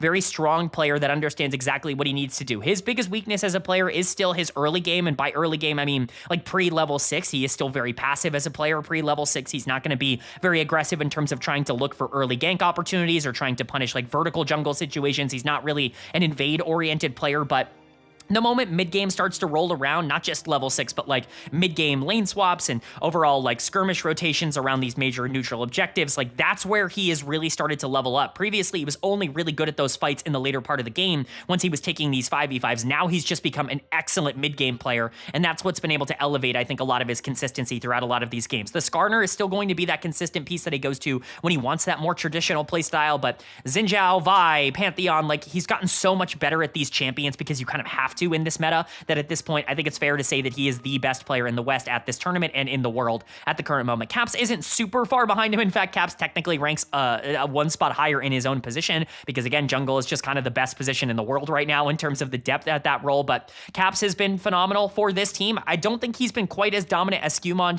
more so in the fact that Caps will just have a bad game every once in a while. There's going to be a game where he gets caught in a side lane or he's over-aggressing in a couple of situations. He really is baby Faker. Like, I know I talk about that a lot. Really, him and Faker are identical players to me in terms of their current form, in terms of what they are, where he's going to have some games where he's super valuable because he can get to the late game and have some really nice team fights, and he's a smart player, but also he's going to have some mid games every once in a while where he's just in the wrong spot or he's overstepping trying to get a pick and just randomly dies. He's one of the foremost LeBlanc players in the world right now, and I think that that's kind of indicative of the play style that they wanted him to go towards. He can be pretty feast or famine, but he feasts a lot more than he famines, right? When we talk about a feast or famine player, usually it's like closer to 50-50. You know, Caps is a feast or famine player, and that like 85% of the time you're feasting and he's having a really good game. It's just that 15% where you're like, I would really like you to clean that up if you want to be like an A- like you've been previously in the past. But Skewmond and Caps I really have no problems with. They are the strength of this team, and that's why G2 is in the top 5. Everybody else I think is good, but they are the reason why I'm a little bit more hesitant, and that's not going to be a surprise to anybody who's watched my channel. I'm kind of a known Hansama, Labrav, Broken Blade like trio hater. I'm kind of known for, not being as high on these players as a lot of the other community is, but we'll start with the bot lane because I said this a lot when they were playing in the spring split here. I think they just had the best individual splits of their careers, at least on G2. Like Labrav, I think, was maybe a bit better during his best split on BDS than he was, this past split where in my opinion, at times he's been the best support in the LEC. The meta is not as favorable to a player that really wants to be more of a team fight threat. He wants to play Rel, he wants to play Alistair, he wants to try and be this 5v5, monster in the back end of the game. He has learned and grown to be a lot better as a roamer and a lot better as somebody that can play the 2v2. He has definitely expanded his skill set when coming to G2, but it took him a bit of time, and I think he has started to lock in, but it's Hansama who I think has started to be a lot more consistent. I'll be very vocal. I don't think he's really been that good on G2 in comparison to the stops that he's had at previous points in his career. I think he's he's been a lot closer to Team Liquid Hansama than he's been to Rogue Hansama for most of his time on G2. He's just kind of gotten hidden in a lot of cases because he doesn't really need to pop off in a lot of big moments. He's been really good in domestic playoff runs, but there have been some international tournaments where he's not exactly been, up to snuff. I think back to basically all of 2024 and really a lot of times in 2023 as well, where we were running into that situation with Hansama early on in his G2 career. That seemed to turn around at Worlds last year, where he was really good at that tournament, was a big reason why they got to the quarterfinals of Worlds. And then I think he just had the best domestic regular season he's ever had as a member of G2. I think that AD carry in general was really strong in the LEC, but Hans was almost as good, or if not just as good in a lot of cases, as players like Kalista and Supa that I think were also fantastic. He just had a really, really good regular season, stepped up domestically in the playoffs, and really the hope now is just that he's going to be able to keep that momentum going. My big worry with Hansama is that he picks random times to get good and random times to get bad. He's kind of like Humanoid in that regard, where it's like you know that he's going to have a bad 2-month stretch at some point in the year because he just does every single year. You just don't really know when that's going to happen. You're hoping that's not going to happen here at MSI. If him and Labrav are stepping up and continuing to be really good on the bottom side of the map, Hans in particular has been awesome as a late game carry for this team, which is not always what Hans was known for. In fact, it's the opposite of what Hans was known for throughout a lot of his career. Then that is massive towards G2's success chance. But then you have Broken Blade on the top side, and this is my biggest worry for the team, is just the fact that I think Broken Blade is still the kind of player that I am worried about at an international level. I think he's fine enough for you to win with domestically, and he can have some really big pop-off performances, but not only does he love his crazy counter picks that I think are going to be less successful when you're going up against the best top laners in the world, but he is just not a very good laner right now. He is consistently losing even in the LEC, at least in terms of, game-to-game basis. You're going to have some pop-off performances. You can point to 1 or 2 series every once in a while where he's going to have some good moments, and he is the kind of player that I think when he's locked in, or when he's, facing a bit more of an experienced top laner, he's going to try a bit harder. But even at first stand, when this team made their run to the finals, one of the big reasons why they were able to win a lot of games at that tournament is they were blind picking Broken Blade first in a lot of these drafts, just getting him Cassante, getting him Ornn, getting him Sion, getting him Gnar, getting him something that he can play on that's not going to get exploited into oblivion. And the problem with that is that you're utilizing a lot of resources in order to protect a player that is really good in team fights if he can get there, but it's kind of hard to scale him to get there. He's one of the weakest laning top laners at this entire tournament, full stop, including a lot of the players we've already talked about up until this point. He's just also one of the best team fighting top laners at this tournament of all the players that we've talked about. I'm not a fan of Broken Blade's form. I think there are a lot of things on tape that you watch that don't show up on the stat sheet. I think there are a lot of people that defend him because his numbers look good, and generally he's had a good impact in some high profile moments for G2, but when you watch every game, when you really break down every moment, I would say roughly 60% of the gameplay you see from Broken Blade is just not great, and 40% of it is really good. If you want to focus on that 40%, be my guest. I'm more than happy to understand why people have optimism that Broken Blade's going to bring out that 40% when it matters the most, but I can't in good faith say that he's like a top 4 top laner at this tournament and say that he's not, in my opinion, the weakest player in terms of form on this team right now. And that's the reason why I am putting G2 at number 5. Not just that, it's also the fact that I am still generally a bit lower on the bot lane here. I think the bot lane 2v2 matters a lot right now. And Hans and Labrav, while they had a lot of success at doing that domestically, we'll see if they want to invest a lot into those Ashe Seraphine lanes that they were succeeding on in first stand. They were basically saving Skumon and Caps for late in drafts because they could reliably understand that they could win on almost anything. And it's just going to be harder. I think the talent pool at the top of, these tournaments has increased. I still think G2 has a chance to make a finals run. If this team was top 2 at this tournament, I'm not going to be surprised. I think they're good enough to be able to make that happen, mostly because I think Skumon really is that guy right now in the jungle. I think he's good enough to compete with any jungler from the LCK and the LPL, at least in terms of on a game-to-game basis. I'm not saying he's better than those players, but he certainly can compete with a lot of those players. I just hope and pray that these side lanes can survive, because if they can, G2 can once again kind of shock the world and be that org that used to run MSI. This is a former MSI champion. We'll see if they can get back there here. Then moving on to number 4 in my power rankings, and this is the top of B tier, as I basically already explained. This is a team that I don't want to trust, and quite frankly, I'm not trusting, which is why they're in B tier, but they do have a lot of talent. It's Top Esports, the number 2 seed from the LPL, coming in at number 4 for me in these rankings. Them and G2 graded out incredibly similar. I just think TES has better players, if I'm being honest. I feel better about the overall structure of Top Esports and their team right now than I do about the form that G2 was in.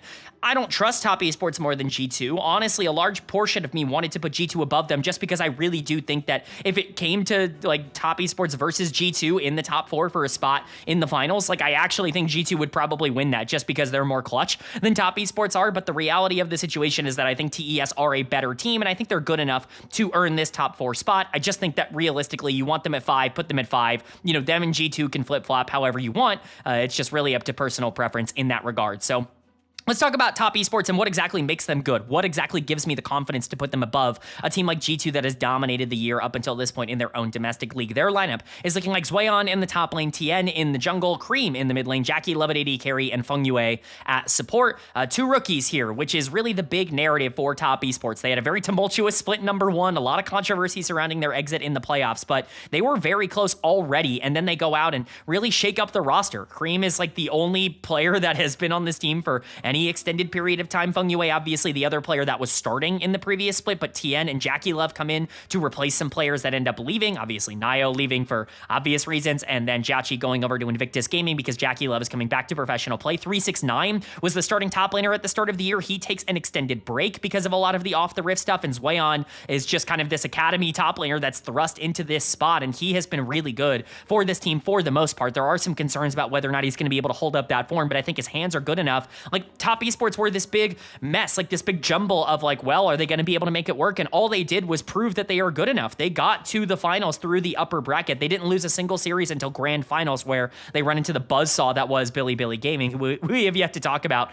on this video up until this point. But TES are a team that I think a lot of international fans are going to underestimate because I don't think they've been watching the LPL. If you've been watching the LPL, I don't think you're going to be underestimating this Top Esports team, and I think you're going to recognize just how good some of these players that you might not have heard of are. So we'll talk about the ones you're familiar with first, because I do think they are the best players on the team, starting with Tien, who I think a lot of people are going to consider to be the main guy. I clearly don't in terms of the grades that I've given some of these players, but Tien was definitely in the MVP running for a lot of the regular season. I think he was definitely a little bit weaker towards the back end of the regular season, but the reality of it is that he stepped up heavy in the playoffs, and we know that Tien is good enough to be able to really capitalize in some big moments. I think this team being able to add somebody that's just so aggressive, that's able to enable their good hands to kind of come to the forefront over their macro or, you know, kind of their map presence, I think that that's really been a good change for Top Esports. He still is the exact same player he's been throughout basically all of his career. He's the greediest jungler in the history of League of Legends. People will call out players like MLXG in LPL's past and talk about how, like, oh, you just never really know, like if like the copy pasta, insert copy pasta here. Tien is the kind of player that,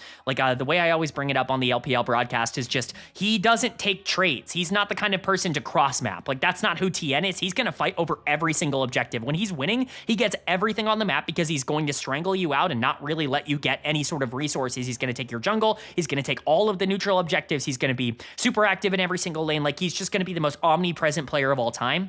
That style just looks really bad when you're behind in gold, right? It's just a natural thing that happens for a player like Tien that's super greedy. Now, he can also get his team back from really bad game states just by pressuring out. Like, you win one fight as Tien and you can get gold onto the right players and the right teammates, and all of a sudden the game is turned around. Like, he has a lot of comeback tools, but generally he is going to be a little bit, you know, risky in terms of the game plan that he goes for. It's why you get the really good and the really bad generally when it comes to Tien. But overall, I think especially at this tournament, because I think a lot of their laners are going to be better than the players that they're playing into, I think that his style is going to work out pretty well, and I think he's going to do just fine. Still comes in as my number 4 jungler at this tournament, not even top 3, and he's a former world champion. That should go to show just how good jungle is right now, but I think Tien is more than good enough to have earned a top 4 spot above someone like Skewmond, who I think actually kind of has a claim to potentially be higher than Tien in terms of the overall consistency. I just feel a little bit better about Tien at the current moment. But the other main player is going to be Jackie Love. Obviously, returning to pro play here, was always going to be taking that split one off, and then once he came back, immediately Top Esports became arguably the best 2v2 lane in the world. Like, I know that that's not going to be the most popular statement or sentiment to make right now, because I think people in general just don't like to give best in the world to LPL, although I think if that's the case, then you're not going to like the way that I talk about some of the other players on this list, because I think the best player in the world right now is in the LPL, as I've been incredibly vocal on. But I think Jackie Love and Hanwha are the best 2v2 in the world at the current moment in terms of generating early resources. Jackie Love is still an elite late game team fighter if you can get him into that spot. I talk about this a lot, but for those of you who don't watch every single one of my videos, it's good to always bring up. Jackie Love has this reputation reputation of being a player that's going to either win or lose you the game with his positioning, be this really aggro, like frontline AD carry that's going to try to take over these team fights. That was true in 2018, 2019, even 2020, like the early era of Jackie Love's career. That has really not been true over the past couple of years. He's an incredibly stable, very consistent, great positioning, very smart, like team fight player. He is not going to make a ton of mistakes. He's not really super risky anymore with the way that he plays. He can still step up and dominate a lot of those fights, but he does so with a lot more precision than he did early on in his career. It maybe doesn't give him the same kind of pop-off plays that you might be used to from Jackie Love, but the consistency is a lot higher than I think a lot of people give him credit for. In my opinion, he has an argument for being the best AD carry in the world. He comes in number 2 for me at this tournament. He's just a little bit lower than my number 1 in terms of that consistency, but he's damn close. He has the same exact grade as the number 1 player for me. I don't know. Jackie Love is always going to be a player that's going to be pretty high up there. I think for some reason he gets this reputation of being worse than he actually is. He has always been one of the best AD carries in the world, and I think he's carried that through to this year. But that's when we can talk about the rest of this team, because I think there are interesting conversations to have elsewhere on this roster. I'm very bold with my ranking of Hanwha here. He's coming in as a B+ for me.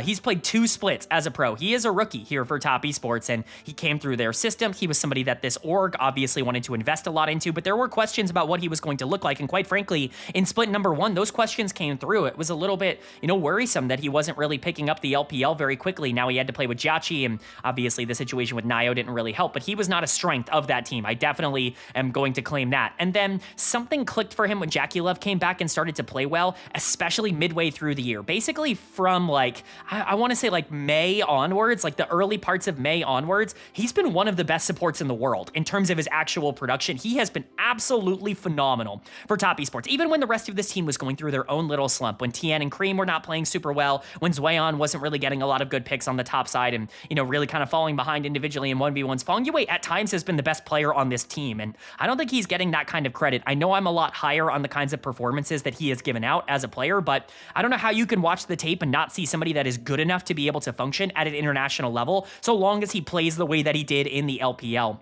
Really, the only people that I think are going to be underestimating Hanwha are people that have not watched him up until this point this year. Because if you have watched him, I think you'll realize that he's not just some rookie on the support position. He's genuinely a pillar of why Top Esports were a top 2 team in the LPL for most of this year. Like I said, Jackie Love and Hanwha are one of the best 2v2s in the world, if not the best, in my opinion, the best 2v2 in the world. And a lot of that is Hanwha and how good he's been in the laning phase. He's still a good team fighter, but he is genuinely one of the best laning enchanter supports in the world. So big credit to him. And then you've got the solo laners. Cream, I think I really wanted to put higher. This guy was an all-pro caliber player for the most part throughout a lot of this split, but he had his downs, and naturally, I just get really worried about what that looks like in an overall package. He is still a B+ for me.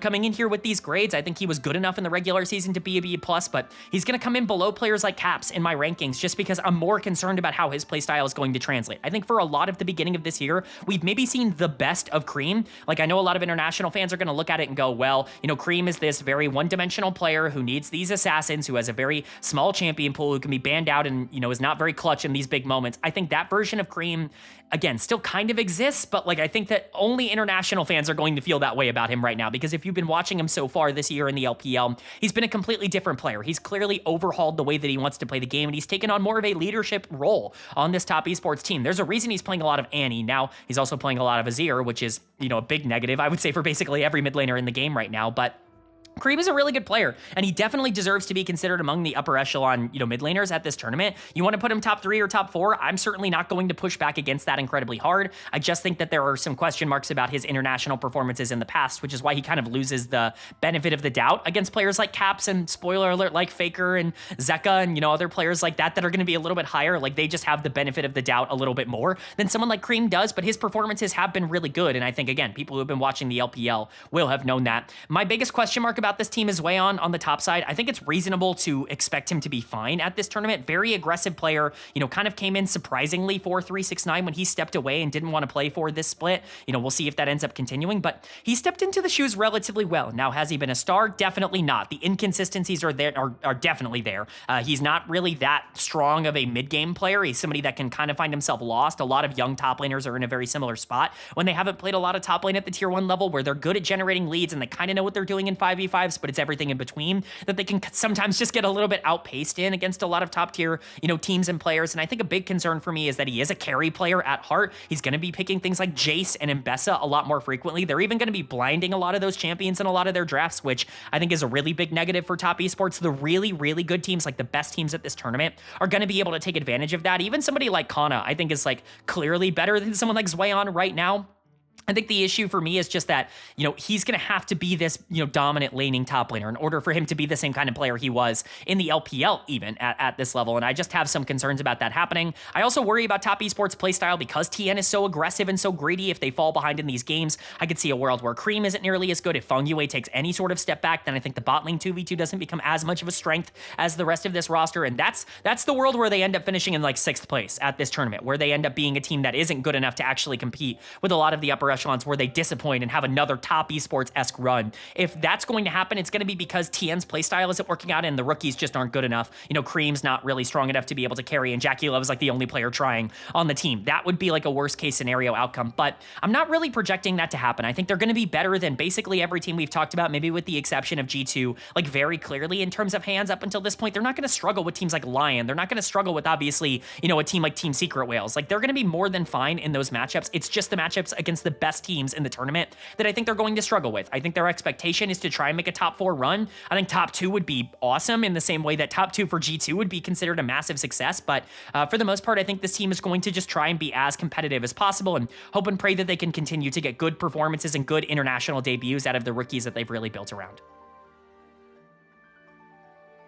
Then moving on to number 3 in my power rankings, and this is the tier jump up to the top tier in this video, my A tier. These are the 3 teams that I believe are all favorites to win this tournament. I would genuinely be surprised if it wasn't one of these 3, but honestly, it could be any of these 3. I really do believe that this is, I know I keep repeating myself, but I want to make it abundantly clear. This is the closest I think the top end of like worldwide League of Legends has ever felt. At least since I've been covering this channel, there really isn't like a huge favorite that, you're going into the tournament expecting them to win. And if something else happens, that's cool and it's fun and it's surprising because the best team doesn't always win. But like, there is no best team in the world right now. It's a bunch of teams fighting it out for that spot. And for me, starting off the A tier, starting off our favorites, the teams that I expect to be in contention to win the tournament at number 3, it's T1, the team coming out of the play-in stage and coming in as the number 2 seed from the LCK. I think it's reasonable to put them higher than this. Again, I know I've said this 100 times, but people jump around in the videos. And so I really want to make sure I make points clear. If you have T1 number 1,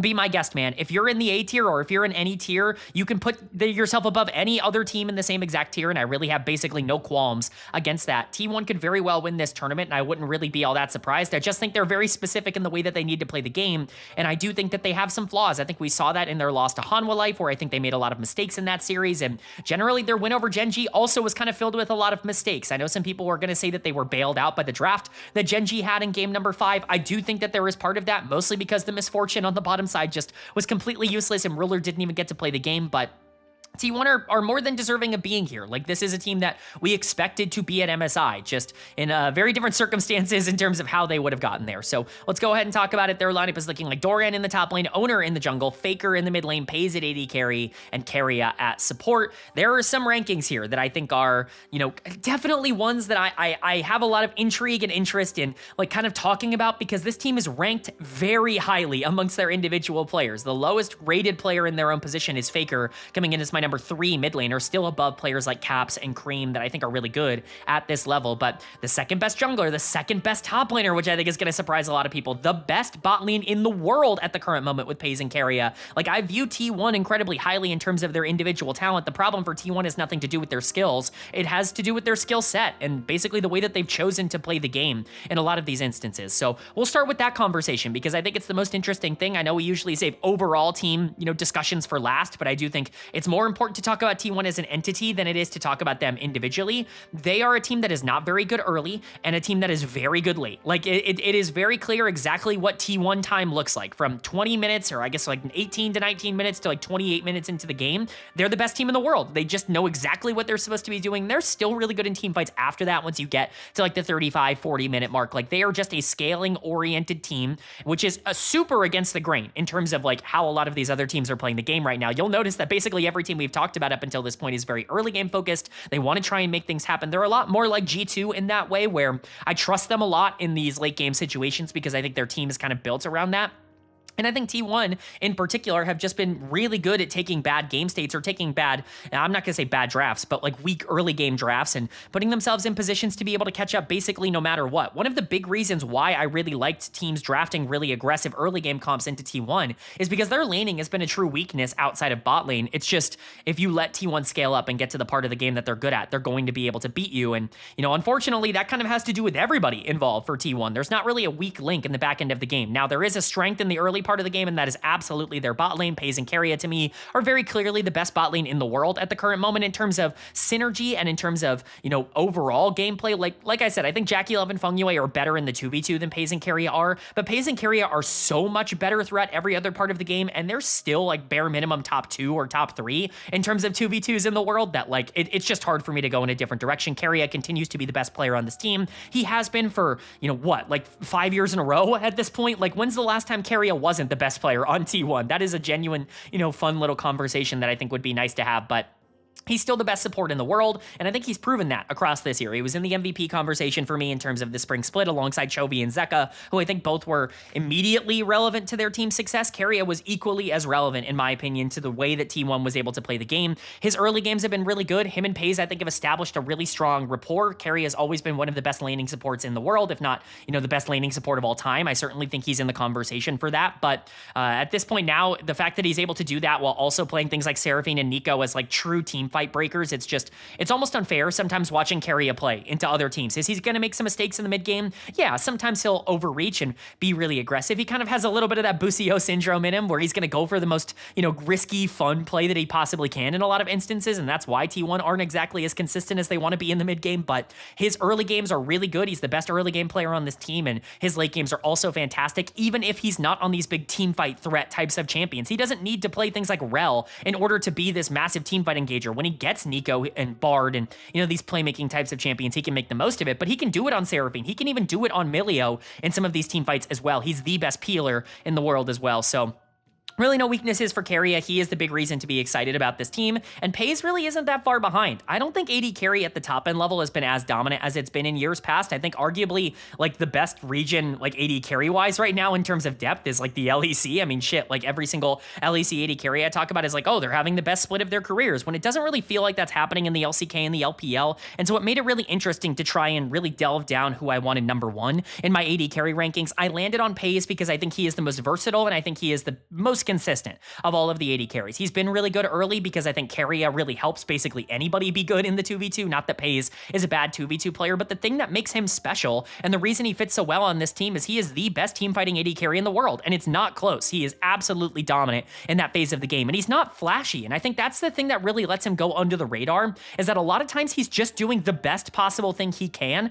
while also never putting himself in danger. He is very rarely somebody that is going to make a mistake in the later part of the game, and when he does, it's often on champions that need to take those risks. And, you know, we've seen that in the past when he has to play something like Ziggs, but when he's on Ashe or Lucian, like he's just gliding in a lot of these fights with early game leads because their 2v2 is usually so good. Paze to me is just incredibly consistent. Again, not the flashiest AD carry in the world right now. I think that there are a lot of other ADCs that have had bigger pop-off moments than Paze has, but from a game-to-game consistency standpoint, to me, Paze has been the best AD carry in the world so far in 2026. But that doesn't mean that the top of this map is like perfect. There's a reason T1's coming in at number 3 for me on this list and not higher, even with these grades looking good, because I think these players are good, but they all have their own major question marks. I'm actually going to start with Doran because he is the easiest evaluation I can give.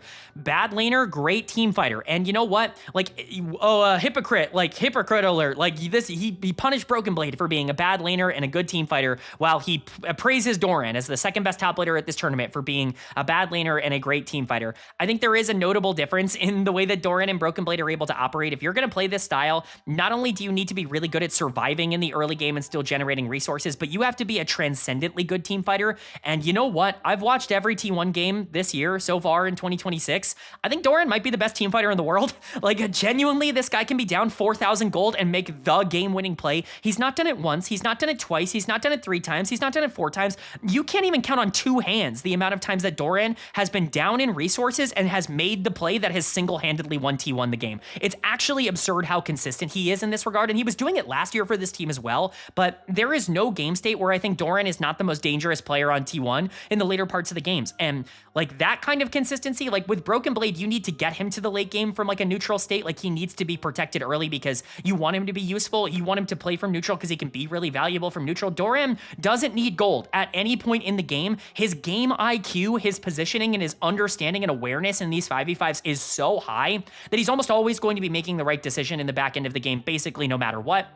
I also think his laning, while it's not a strength, he's certainly one of the weaker, like, best top laner in the world in terms of his laning. Like, he's good enough in that phase where he's going to go down by, like, 20 CS rather than by, like, 50 CS, right? He's going to get dove a lot on the top side, but he's going to pull a lot of pressure, and that's a big reason why this bot lane has been so successful, because oftentimes teams want to index into trying to go against Doran on the top side because they feel like it's free gold, but he just kind of turns around a lot of those instances. I think Doran is one of the most underrated players in the world right now. He kind of has been for basically all of his career, and I think we are now on T1 just getting a chance to see exactly who he can be at his best. He's not a player that you want to rely on early. You really don't need to draft for him, but boy, is he going to do something that is ridiculous basically once every 2 or 3 games, which is just super valuable for T1 in a very weak top lane class, in my opinion. Then you have Owner and Faker. They've been the weak links of the team so far in 2026. Not really something you would have expected to say about these two players. Owner, I think, has been inconsistent, but for the most part, his good games are still there. There's just something a little bit missing about what he was last year versus what he's been this year. The good games aren't quite as good, and the bad games are just like a little bit worse than maybe they've been in previous years. It's the reason I don't consider him the best jungler in the world, when I think jungle, while it's incredibly deep, is not exactly like super top heavy. There's no standout jungler that is clearly better than everybody else in the world right now. Owner has a solid case on any given day to be that #1 jungler. I just don't think that consistency has been there, especially when he plays things like Nocturne. Sometimes he can just be a little bit more of a team player than he is like an actual carry, and doing that on things like Nock and Xin Zhao just kind of feels a little bit more disappointing than what we see from other players, but his facilitation has been really good, and I do think he's been more valuable than the other junglers we've talked about. I just think he's in the same kind of category as some of the other junglers we talked about. He's in the same category to me as TN and Skewmon. I don't really think Owner is like leaps and bounds better than a lot of those players. They're all B+ in terms of their grades, and then Faker's also going to get that #3 spot. Again, mostly just kind of the benefit of the doubt slider going in his favor. He's unquestionably been the worst player on T1 so far in 2026. We've had this conversation about Faker before in some previous years, but I think it's been especially relevant in 2026 because it's been happening in best of 5s. Like, Faker has really let this team down in terms of the best of 5s. He is the reason they didn't go to first stand. He got blown out by Vikla in that series against BFX, and then wasn't very good when they got reverse swept by D+. Kia was arguably the weakest player on the Rift alongside Owner in that series, but it's been strange watching him because it felt like he was kind of getting back on the horse at the end of the regular season. It's a big reason why I had so much faith in T1, and then he has this terrible series against Zeka. Again, these best of 5s have really not been his strength so far. His champion pool is very different from everybody else. He's picking Anivia basically every single series, regardless of if it's a counter pick into something like Ryze. That's kind of where we've seen mostly the Anivia gameplay come through. He just loves that champ. He's picking Twisted Fate more than basically any other mid laner in the world as well. More than Ryze, more than Galio, more than a lot of these other macro global oriented champions that are picking up, you know, more steam in other areas. Like, he just has a weird way that he wants to pilot the game, and he is going to make some mistakes in the mid game. He'll die a lot. Like, he's going to die more than most mid laners at this tournament. It's just kind of the way the Faker has been playing, but he will also make some big moments, and when you really need him to step up, like, you have to believe that he's going to. It's an international tournament with Faker. If I believe that him, Caps, and Cream are all relatively close in terms of their current performance, I have to give the benefit of the doubt to Faker, right? It's Faker at MSI. You have to believe that he's going to play better than he did domestically. So overall for T1, I do have a lot of optimism on this team. I think they're good enough to win this tournament. I think their bot lane is truly the best in the world right now. Doran is arguably the most underrated player in the world because he's just arguably the best team fighter, full stop, in the world at the current moment. And Owner and Faker, while they're certainly not in their kind of world-beating form, neither of them are playing as well as they were in previous years. Like, it's an international tournament. If they just play a little bit better, like if Owner and Faker become A- players, like this team's going to be favorited to win this entire tournament. That's the kind of change that they need to make. If this mid-jungle duo steps up, I know the bot lane's going to be good. I have faith in exactly what this top lane is going to be. T1 just needs a couple of things to change in order for them to be the best team in the entire world. And, you know, how are we going to bet against T1 in an international tournament? Even when they've been, you know, defeated by teams like Gen G in previous years, they've come incredibly close, made the finals of these tournaments, and now that Kryptonite, that Chovy MSI run streak, it's already going to be over. Maybe T1 is going to be able to regain their confidence now that the team that's been beating them at this tournament in a couple of the previous years is no longer here. But then moving on to number 2 in my power rankings, and this is it. This is the moment where I guess you guys decide whether or not this video was worth watching or not, because people seem to really hate when I put a team they don't think is going to win at number 1. But we'll see how this turns out, at least in terms of public opinion, because for me, coming in at number 2, it is going to be Hanwha Life Esports, the number 1 seed from the LCK. I cannot stress enough, this team absolutely could win this entire tournament. In fact, you know, I totally understand if you want to consider them favorites. I think that there is about like a 33 split amongst these top 3, although maybe T1's a little bit lower than the top 2, at least from my perspective. But Hanwha Life comes in so incredibly close to that number 1 spot. If you wanted to have them there, I totally understand. I think that there are a lot of arguments to make. I think Hanwha Life is a more balanced team than the team at number 1, who you know who it is at this point. I think they are much more consistent across the board than that team. I just defaulted when, you know, kind of faced with like, okay, who am I giving the benefit of the doubt to? Not only do I give the benefit of the doubt to the team that already has been to an international tournament and won an international tournament this year, but more than that, like Hanwha Life is very balanced and they're very good across the board, but they do have some players that I am, you know, a little bit worried about in terms of I think people are overvaluing the form that they're in currently. If they get back into that form, obviously they're going to be clear favorites at this tournament, but I don't think they have the best players in the world. I think the other team right now has the best players in the world, and that's why Hanwha Life comes in at number 2. Even if, again, I think their weak links, their like weaker players are playing better than anybody else at this tournament. Like their weak link, their 5th best player is better than any other team's 5th best player right now. I really do think they're the most balanced, well constructed team right now in the world. And so we'll go and talk about it. I think there is a lot to like about Hanwha Life. It's not just about, oh, well, they're not at number 1, so why don't I like them? There is a lot of reasons to like this team, and I think I'm going to talk about why you should believe in them as the team to win this entire tournament, because I think it's totally reasonable for you to believe that. Their lineup is looking like Zeus in the top lane, Kanavi in the jungle, Zeka in the mid lane, Gumayushi at AD carry, and Delight at support. They're basically the inverse T1 in terms of where I want to start here, because we talked about T1 as a bot lane, you know, focused team with the top side that I think is really specific in how they want to play the game. This is a team that functions and really dominates a lot of their matchups because their mid-jungle duo was the best in the LCK, and I think that that was the big difference maker. Kanavi and Zeka absolutely stepped up. One of the big reasons why Hanwha Life was able to go from worst to first across winter and spring when they get 10th place in the winter split and, you know, bomb out of the LCK Cup because that format is not very good, and then come back and obviously they don't win the LCK spring split. People got really mad at me when I called it the finals because it's not technically a finals, even though I said that 100 times in that video. They're like the de facto spring split champions, right? Like there is no spring split champion, but if there was, it was going to be Hanwha Life. And the reason that they were able to get there is because Kanavi and Zeka really figured out exactly what they want to be as a duo, as a mid-jungle kind of counterpart duo here. And what that has essentially turned into is the most aggressive team in the entire world. Kanavi, you know, we talked about TN a little bit earlier. Take the things that we said about TN, like this super greedy, doesn't like to cross map, doesn't really want to like try and trade anything, is going to get everything on the map if he's winning, and is going to have some times where he can be a little bit more inactive if he loses. Take that and just like crank it up to 1,000 for Kanavi. He's the best early game jungler of all time. I've said that for many years before he ever joined the LCK, but it's still very, very clear that that is the case here in the LCK. His pathing is just perfect, and his ability to get to these first objectives and make plays early on in games is just better than every other jungler in the world. But he is the kind of player that he's going to invade you, he's going to try and take away resources from you, and when he does, you cannot play into him. You are just completely doomed. It is completely over. He's going to run the game. He's going to have 14 kills. His mid laner is going to be able to play any side lane that he wants, and the team fights are going to be over because they're 4v5 because you as a jungler have 0 resources. That is the best version of Kanavi.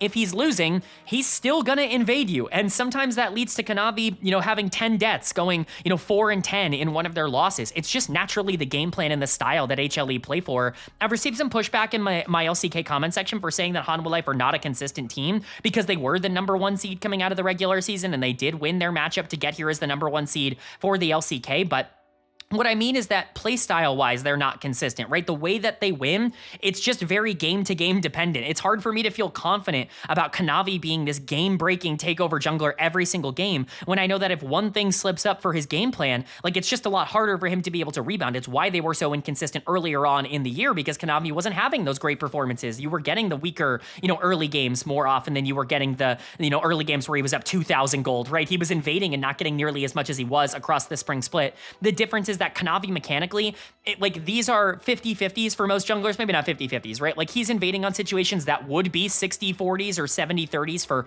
a lot of other junglers, but because he is so much better mechanically than basically every other jungler in the world, he turns those 60-40s, those 70-30s into 80-20s or even like 90-10s in terms of these invades. And so, yeah, are you rolling a die with Kanavi? You absolutely are, but that die is very weighted. Like if you have a 90% chance for Kanavi to pop off every single game and just a 10% chance for him to not be as effective when you still have carries elsewhere on the map, like, yeah, that is a very worthwhile trade for Hanwha Life. And again, it's not just Kanavi that has helped and benefited from Kanavi's playstyle. Zeka was the MVP of the LCK in the regular season, and the reason for that is because I think Kanavi's playstyle has helped to get the most out of Zeka, who loves skirmishing, he loves playing aggressive in the mid game, and he's the best side lane mid laner of all time. This is something I talked about earlier on in the video. Saint reminds me a lot of somebody like Zeka on LYON. He is just the kind of player that really wants to play that style, where he wants to play these assassin-oriented picks, wants to get big leads early individually in the 1v1, and then be able to take over the game by finding constant skirmishes and fights in the mid game. What Saint didn't really have, like in terms of a skill set to be able to function in that regard, was a really good understanding of how to play side lanes in the late game and in the mid game especially, how to be able to constantly push and generate more resources in your opposition while also staying more active because you can roam to a lot of these fights. There is nobody in the world that is better at that specific trait than Zeka, and that is why him and Kanavi link up so well, because Kanavi is going for a lot of these aggressive invades around these pushing side lanes that Zeka is controlling, and now the 90-10 is turned into a 95-5 because you have a pushing side lane with your mid laner, and he's going to be better mechanically if you're taking a 2v2 in the jungle. If you have Delight roaming up, now it's game over. Like, Hanwha Life just get to control the map and really strangle out resources from a lot of people, and that's what Kanavi and Zeka as a duo play for. That is their win condition. That is their play style. That is something you should be keeping an eye out for, because if they are controlling a lot of these side lanes, and if they are, you know, allowing Kanavi to be this loose cannon that just gets to run basically every resource on the map, they're unbeatable. Like, they're going to beat anybody if they get a chance to do that. Now, they are a little bit more early game focused because of that. They're still very good in team fights, but they do want to generate some early leads. Mostly they want to be this mid-game dominant team that takes a small gold lead, like a 1k gold lead at 15 minutes, and really kind of pushes that out of control, makes it like a 5k gold lead by 20. Like, that is their dream scenario. That's how they like to play their games. And against bad teams, they were able to do that basically every single game. Now, against good teams, they can sometimes falter a little bit more in the early game. And if they go into these 5v5 scenarios against teams like T1 or even Bilibili Gaming, I'm not going to say that they're better than them in those phases, because I do think that's where Kanavi can sometimes struggle as a player, but even getting there against Hanwha Life is going to be a struggle. Now, there are some concerns for me. I have really good grades on the rest of this team, but I'm going to be honest with you, the other three players that aren't Kanavi and Zeka, I don't think are in their best form. Now, that is a good thing and a bad thing, because I still think there is a higher ceiling for Hanwha Life to hit that they've not yet hit. Guma and Delight, I think both have been good individually. Guma has really started to come around in some of these skirmishes and has played better in lane for sure, but I would still say that Guma is not really linked up with Delight. Like, they are not like synergistic as a duo just yet. They're both just very good individual players. And again, that's not meant to be an insult. It's meant to go like, they're a like bare minimum a top 3 or 5 bot lane in the world, and they're not even all that synergistic yet. If they can figure out like that synergy part, if you give them a little bit more time and they can start to link up more consistently in the early and in the mid game, like, they can easily be the best bot lane in the world. And if they become that, then Hanwha Life is by far the best team in the world. Guma is still kind of the player he was on T1. I don't think he's in the same form that he was in 2024 and 2025. I do think this has been a little bit of a downtick in terms of where he's been in the past couple of years, but I'm talking like he's like 90% of what he was last year, and that's still a really, really good player, still a top 3 AD carry in the world in terms of my rankings. And you'll notice that the number 1 team's AD carry still hasn't been revealed, obviously, and we have all top 3 of our AD carries. Like, Guma is absolutely, you know, the kind of player that if he can step up and really make that difference and get to that number 1 spot, yeah, now all of a sudden Hanwha Life is the best team in the world and they're number 1 in these rankings, and that's what you can kind of look forward to. And then you have Delight in the support position. Delight, another player that I just don't think has like really lived up to what he has been in the past so far this year. I think the meta, it took a little bit for Delight to get comfortable. He even was, I guess, benched, quote unquote, or at least there was a little bit of a tryout for their challenger support bluffing for a little bit at the end of the regular season. They obviously put Delight back in when they really needed him at the end of the regular season, but there have been some question marks about whether or not he's truly been an elite support. Again, very similar to Guma. I don't think he's played as well as he did last year or even in 2024 so far, but even the weakest version of Delight, I still think is pretty damn good. He stepped up very heavily in their matchup against T1 to get here as the #1 seed, and I think that was a big turning point in that series. If he's able to elevate and become a top 2 or a top 1 support at this tournament, become an A- caliber player, that is another way for Hanwha Life to be the best team at this tournament very clearly. Now, I have a very contentious opinion about Zeus, and I think this is where, generally I've just disagreed with a lot of the LCK community. I think Zeus right now is relying quite a bit on reputation in terms of the way he's played. Now, I think he does have a lot of good things going for him. When we talk about Kanavi and Zeka really dominating side lanes, that's where Zeus has also really been effective. Kanavi's aggression has really allowed Zeus to be this mid-game monster that consistently is generating more resources than basically everybody he's going into, because the rest of the team is pulling so much attention that he can play really dominant in these mid-game skirmishes and in these mid-game side lane situations. That's where I think Zeus has been able to kind of catch up in terms of where he's not been quite as good as he's been in years past in other situations. But I'm sorry, man, like, this is maybe the contentious opinion, and if you want to yell at me in the comments, like a lot of people have for having this, then I understand, but I watch Zeus game in and game out in lane. This is, like, the worst laning year he's ever had. Like, he is just not the same 1v1 player that he has been in years past. It's just not really clicking for him right now. He's also not really a part of the game plan at all for Hanwha Life. He's one of the least involved top laners in the world, especially for a top-tier team. He really doesn't involve himself in a lot of fights. He split pushes a lot more than a lot of other top laners do, and, kind of takes some of those 1v1 opportunities a little bit more aggressively than other top laners are doing right now. I think that can be a good thing and a bad thing. I mean, it's been okay for Hanwha Life because they've been able to do fine isolated 4v4 in a lot of these mid to late game situations, but Zeus is just kind of an interesting player to evaluate. I do think he is a little overrated right now. I don't think he's one of the best top laners in the world. He comes in as a B+ for me. I do think he is, like, at least a little bit below players like Doran, and obviously the #1 top laner that we're going to talk about a little bit later. I think Doran is more consistent in terms of what he gives you, which is certainly a take that a lot of people aren't going to say. I'm just personally lower on Zeus, but again, if you get that version of Zeus that is dominating the 1v1 matchups, that is generating massive gold leads for himself, then all of a sudden this side lane, like, dominant playstyle where you're pulling 4 people in another direction because you have to care about Zeka, you have to care about Kanavi. Now Zeus gets these isolated 1v1s, and if he is generating massive leads in that area, then yeah, now Hanwha Life once again are the best team in the world. They've really got a clear game plan and a clear playstyle. Like, the up arrow is absolutely still there for Hanwha Life if you want to make that argument. The problem is, you watch Zeus in these 1v1s, and he's just not playing the same way that he has in previous years. He's not generating the same leads, and he's making a lot more mistakes in those 1v1s, even in good matchups, than he was in previous years. But again, if that fixes, or if this bot lane really starts to step up, or if you only roll good on Kanavi throughout basically the rest of this tournament, then they're going to win it. Like, there are so many things that could go right for Hanwha Life that could win them this tournament. I think that you could absolutely make the case that, yeah, one of those things is going to go right, and Hanwha Life should be favorites. You should have them at #1, and I'm really not going to push back against that. I think that there is, a massive swelling of support for the #1 seed from the LCK. I just think I kind of want to see all those things happen, because right now, I don't believe that Zeus, Guma, and Delight are in their best possible form, and I think they kind of need to be in order for this team to win this tournament. I still have a lot of faith in Kanavi and Zeka, and who knows, maybe Guma, Delight, Zeus, maybe they play the exact same way they do domestically, and this team still wins MSI. I think that is even possible. I just am very curious to see the version of this team that is going to show up, because I think they have so many questions, and yet I'm very much expecting to get a lot of answers at this tournament.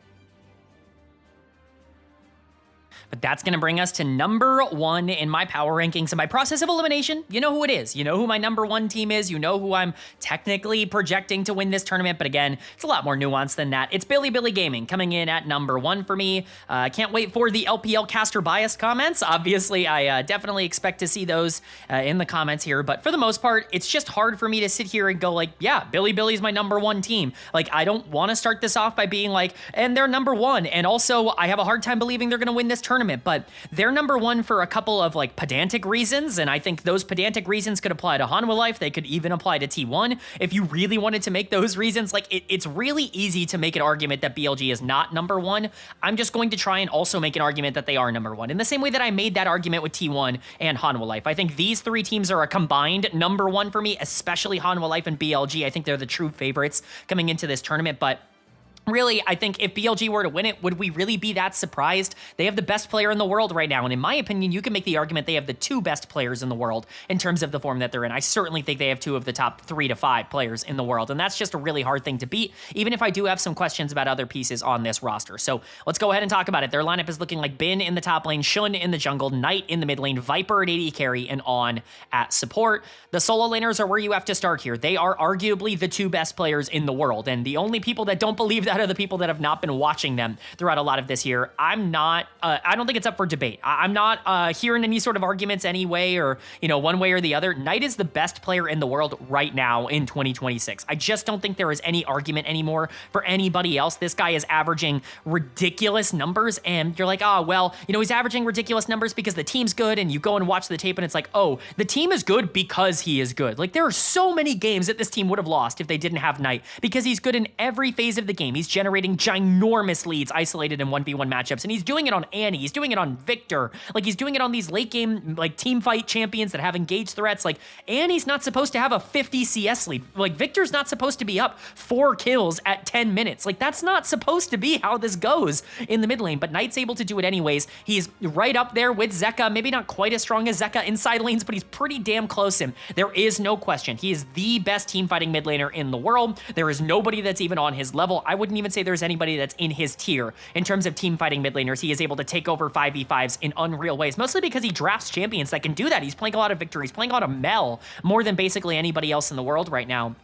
Knight is just one of those players that you're either watching him and he's the best player in the world, or you're not watching him and he's going to prove to you that he's the best player in the world. He already kind of did this at first stand. Like, he was unbelievable at that tournament, and he was already really good going into that tournament, but it's a different gear. Like, so far in Spring Split, he was unquestionably the best player in the LPL. He dominated for BLG, and even when this team was losing in the playoffs and they had to go through their lower bracket run, like, he was the one dragging them across the finish line in a lot of those instances, and I just don't think there's any argument. He's the only A+ player for me at this tournament. He is that damn good. Now, Bin is pretty damn close, and the thing I'll say about Bin, like, there are going to be some downtimes, and quote-unquote downtimes. By downtimes, I mean throughout a lot of the regular season, a lot of the attention was on Knight being able to dominate these games, and Bin was definitely just kind of quietly going up 20 CS and doing really well for himself on the top side of the map while not, carrying games on things like Sion and Gnar throughout a lot of those, instances. But then you watch their playoff run, and you watch every single massive best of 5 that this team has played throughout this year, throughout a lot of years, and you realize Bin might be the most clutch player in the world right now in terms of stepping up in big moments. He has won, I believe, every single finals MVP for BLG with the exception of spring finals, which went to Knight, and you can make a great argument that it could have gone to Bin in that series as well. He won winter split finals in the LPL MVP. He won first stand finals MVP. He, was, again, on pace to win the spring finals MVP, and you could have made an argument that he could have gotten it. Like, Bin has been so unbelievably clutch, and what we forget is that because Knight started to take over so much towards the end of the regular season, Bin in like the first 3 to 4 weeks of the regular season in the LPL this split was probably the best player in the world himself for a period of time. Like, he just was utterly dominant ever since all the off the rift stuff happened at the beginning of the year, and he came back super motivated. There's nobody that has been able to touch him. He is unquestionably the best top laner in the world right now, and I think, again, you can make the argument he is the second best player in the world. I believe there is, a couple of players that you could make that argument for. I think you can make it for Keria. I think you could make it for Zeka because of the MVP. Chovy's not at this tournament, but I think he has a really great case for being in that conversation as well. But Bin is very much in that talk, and to have Knight be the best player in the world and also have a player who's top 5 in terms of best players in the world, it's hard for me to say that that team is not favorited to win this tournament, but that's the positive. That is the reason why you should believe in this team. Now we can talk about the other 3 players who I think do introduce more question marks into BLG and give you reasons to maybe believe in Hanwha Life or T1 a little bit more. Not that I don't think they're good enough to win. Clearly they are, but we'll start with Shun in the jungle. Shun has been a really interesting player to try to evaluate because he picks things like Pantheon and Xin Zhao and Jarvan and basically sacrifices his entire game to get these 2 solo laners into good spots, specifically to get Knight into good spots. And it's just weird because I wouldn't say that that's Shun's natural playstyle, but clearly it's something that he wanted to do. Him and Knight were basically a package deal in the offseason. They both chose to come back to Bilibili Gaming and make it happen here as a reunion, and clearly Shun's goal is to win a lot because he's just here to enable Knight. Now, I think he can be more than that, but it's really all he's been throughout a lot of this year. I've had a lot of people tell me, and this is something that was really prevailing in my comment section, and this is something that's going to be a bit to the detriment of my BLG argument, that, Shun coming back and kind of being the new jungler that reintroduces himself to this team after this jungle position was a disaster in 2025.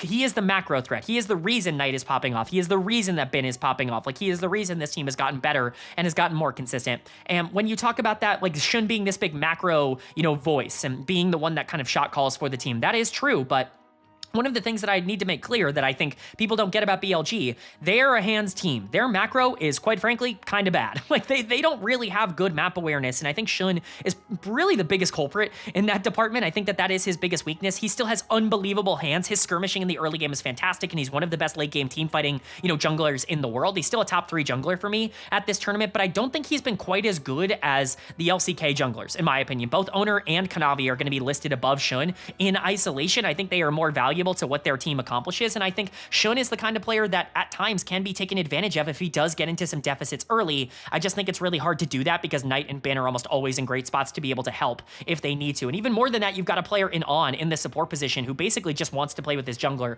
all the time. But that also brings up a bit of a negative for BLG, which is the bot lane here, which I am just lower on than I think a lot of people. Now, I'm a bit higher on than I think a lot of other people are. He is clearly the second best support in the world for me right now, only behind Keria, but he's doing it by, really combining his style with a lot of the new meta. He is another player that kind of falls into this, got really high up in the League of Legends ecosystem in professional play because he was so good at roaming, because he was so good at playing with his jungler and being really aggressive as a playmaker on things like Rakan and Bard, and we're still seeing him do a lot of that. And in fact, BLG found a lot of their success just kind of getting on, moving around the map and playing weak side bot lane, but you just don't want to have to do that. Like, you wish you had a little bit more confidence at being able to play out the 2v2s, but this is arguably the worst 2v2 bot lane that we've talked about in the A tier so far. I think they're definitely weaker than Paze and Keria in the 2v2, and I probably think they're weaker than Guma and Delight, even if they're not at full power in the 2v2. That is definitely a weakness, but On as a playmaking, roaming support is the best in the world in that role right now. Most teams can't make that work. Most teams aren't good enough to be able to play this roaming style because they can't survive in the bot lane 2v2. Viper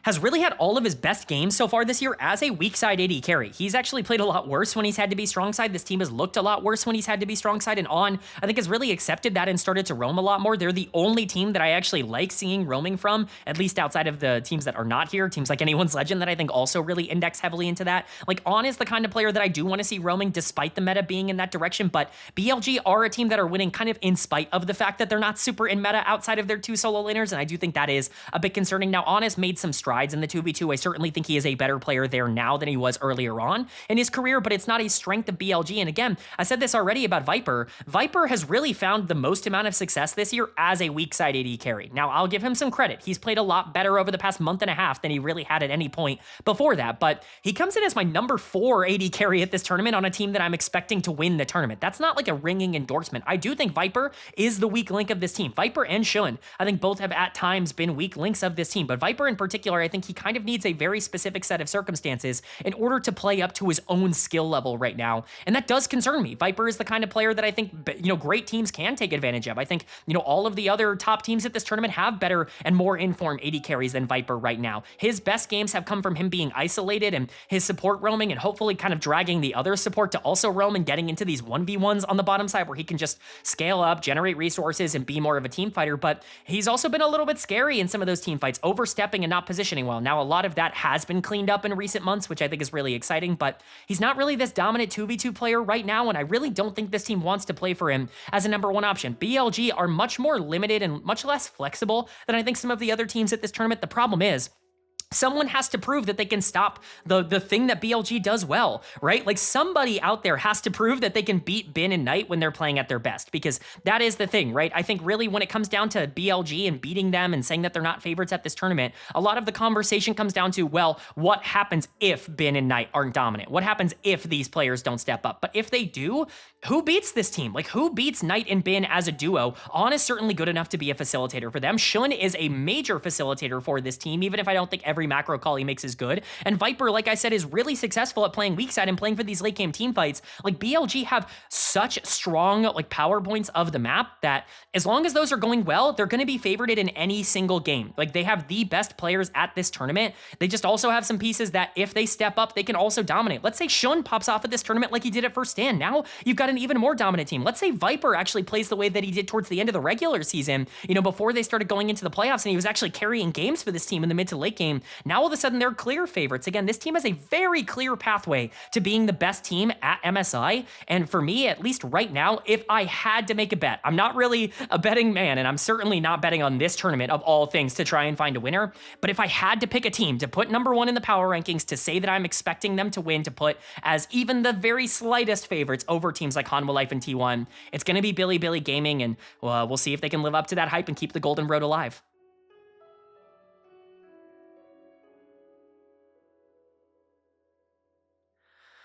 All right, but that is going to do it for my MSI 2026 Primer and Power Rankings video. I really appreciate you guys sticking around. Obviously, if you've made it 2 hours plus into this video, then I really appreciate you. It means you hopefully enjoyed the content, and it means a lot that you watched all the way through, and hopefully this is going to be a fun tournament. Also, to the people who have been waiting for this video, I'm very sorry this is coming out like a day before MSI starts. I really wanted to get this out yesterday or even the day before, but real life circumstances unfortunately kind of came up. You guys know this is not technically my full-time job as much as I am an LPL caster and obviously make a lot of these videos here on YouTube. Still not quite a full-time job. Some real-life circumstances came up that kind of delayed this video a little bit, but I do appreciate you guys' patience, and hopefully you still enjoy it despite the fact that it's coming out less than 24 hours before the first games end up breaking down. But speaking of the first games, we got a play-in bracket to talk about here because it's not just the main stage here at MSI, it's the play-ins as well. So the 2 seeds from the LCS, the LEC, the LCK, and the LCP are slotted into the play-in bracket. Everybody else is immediately slotted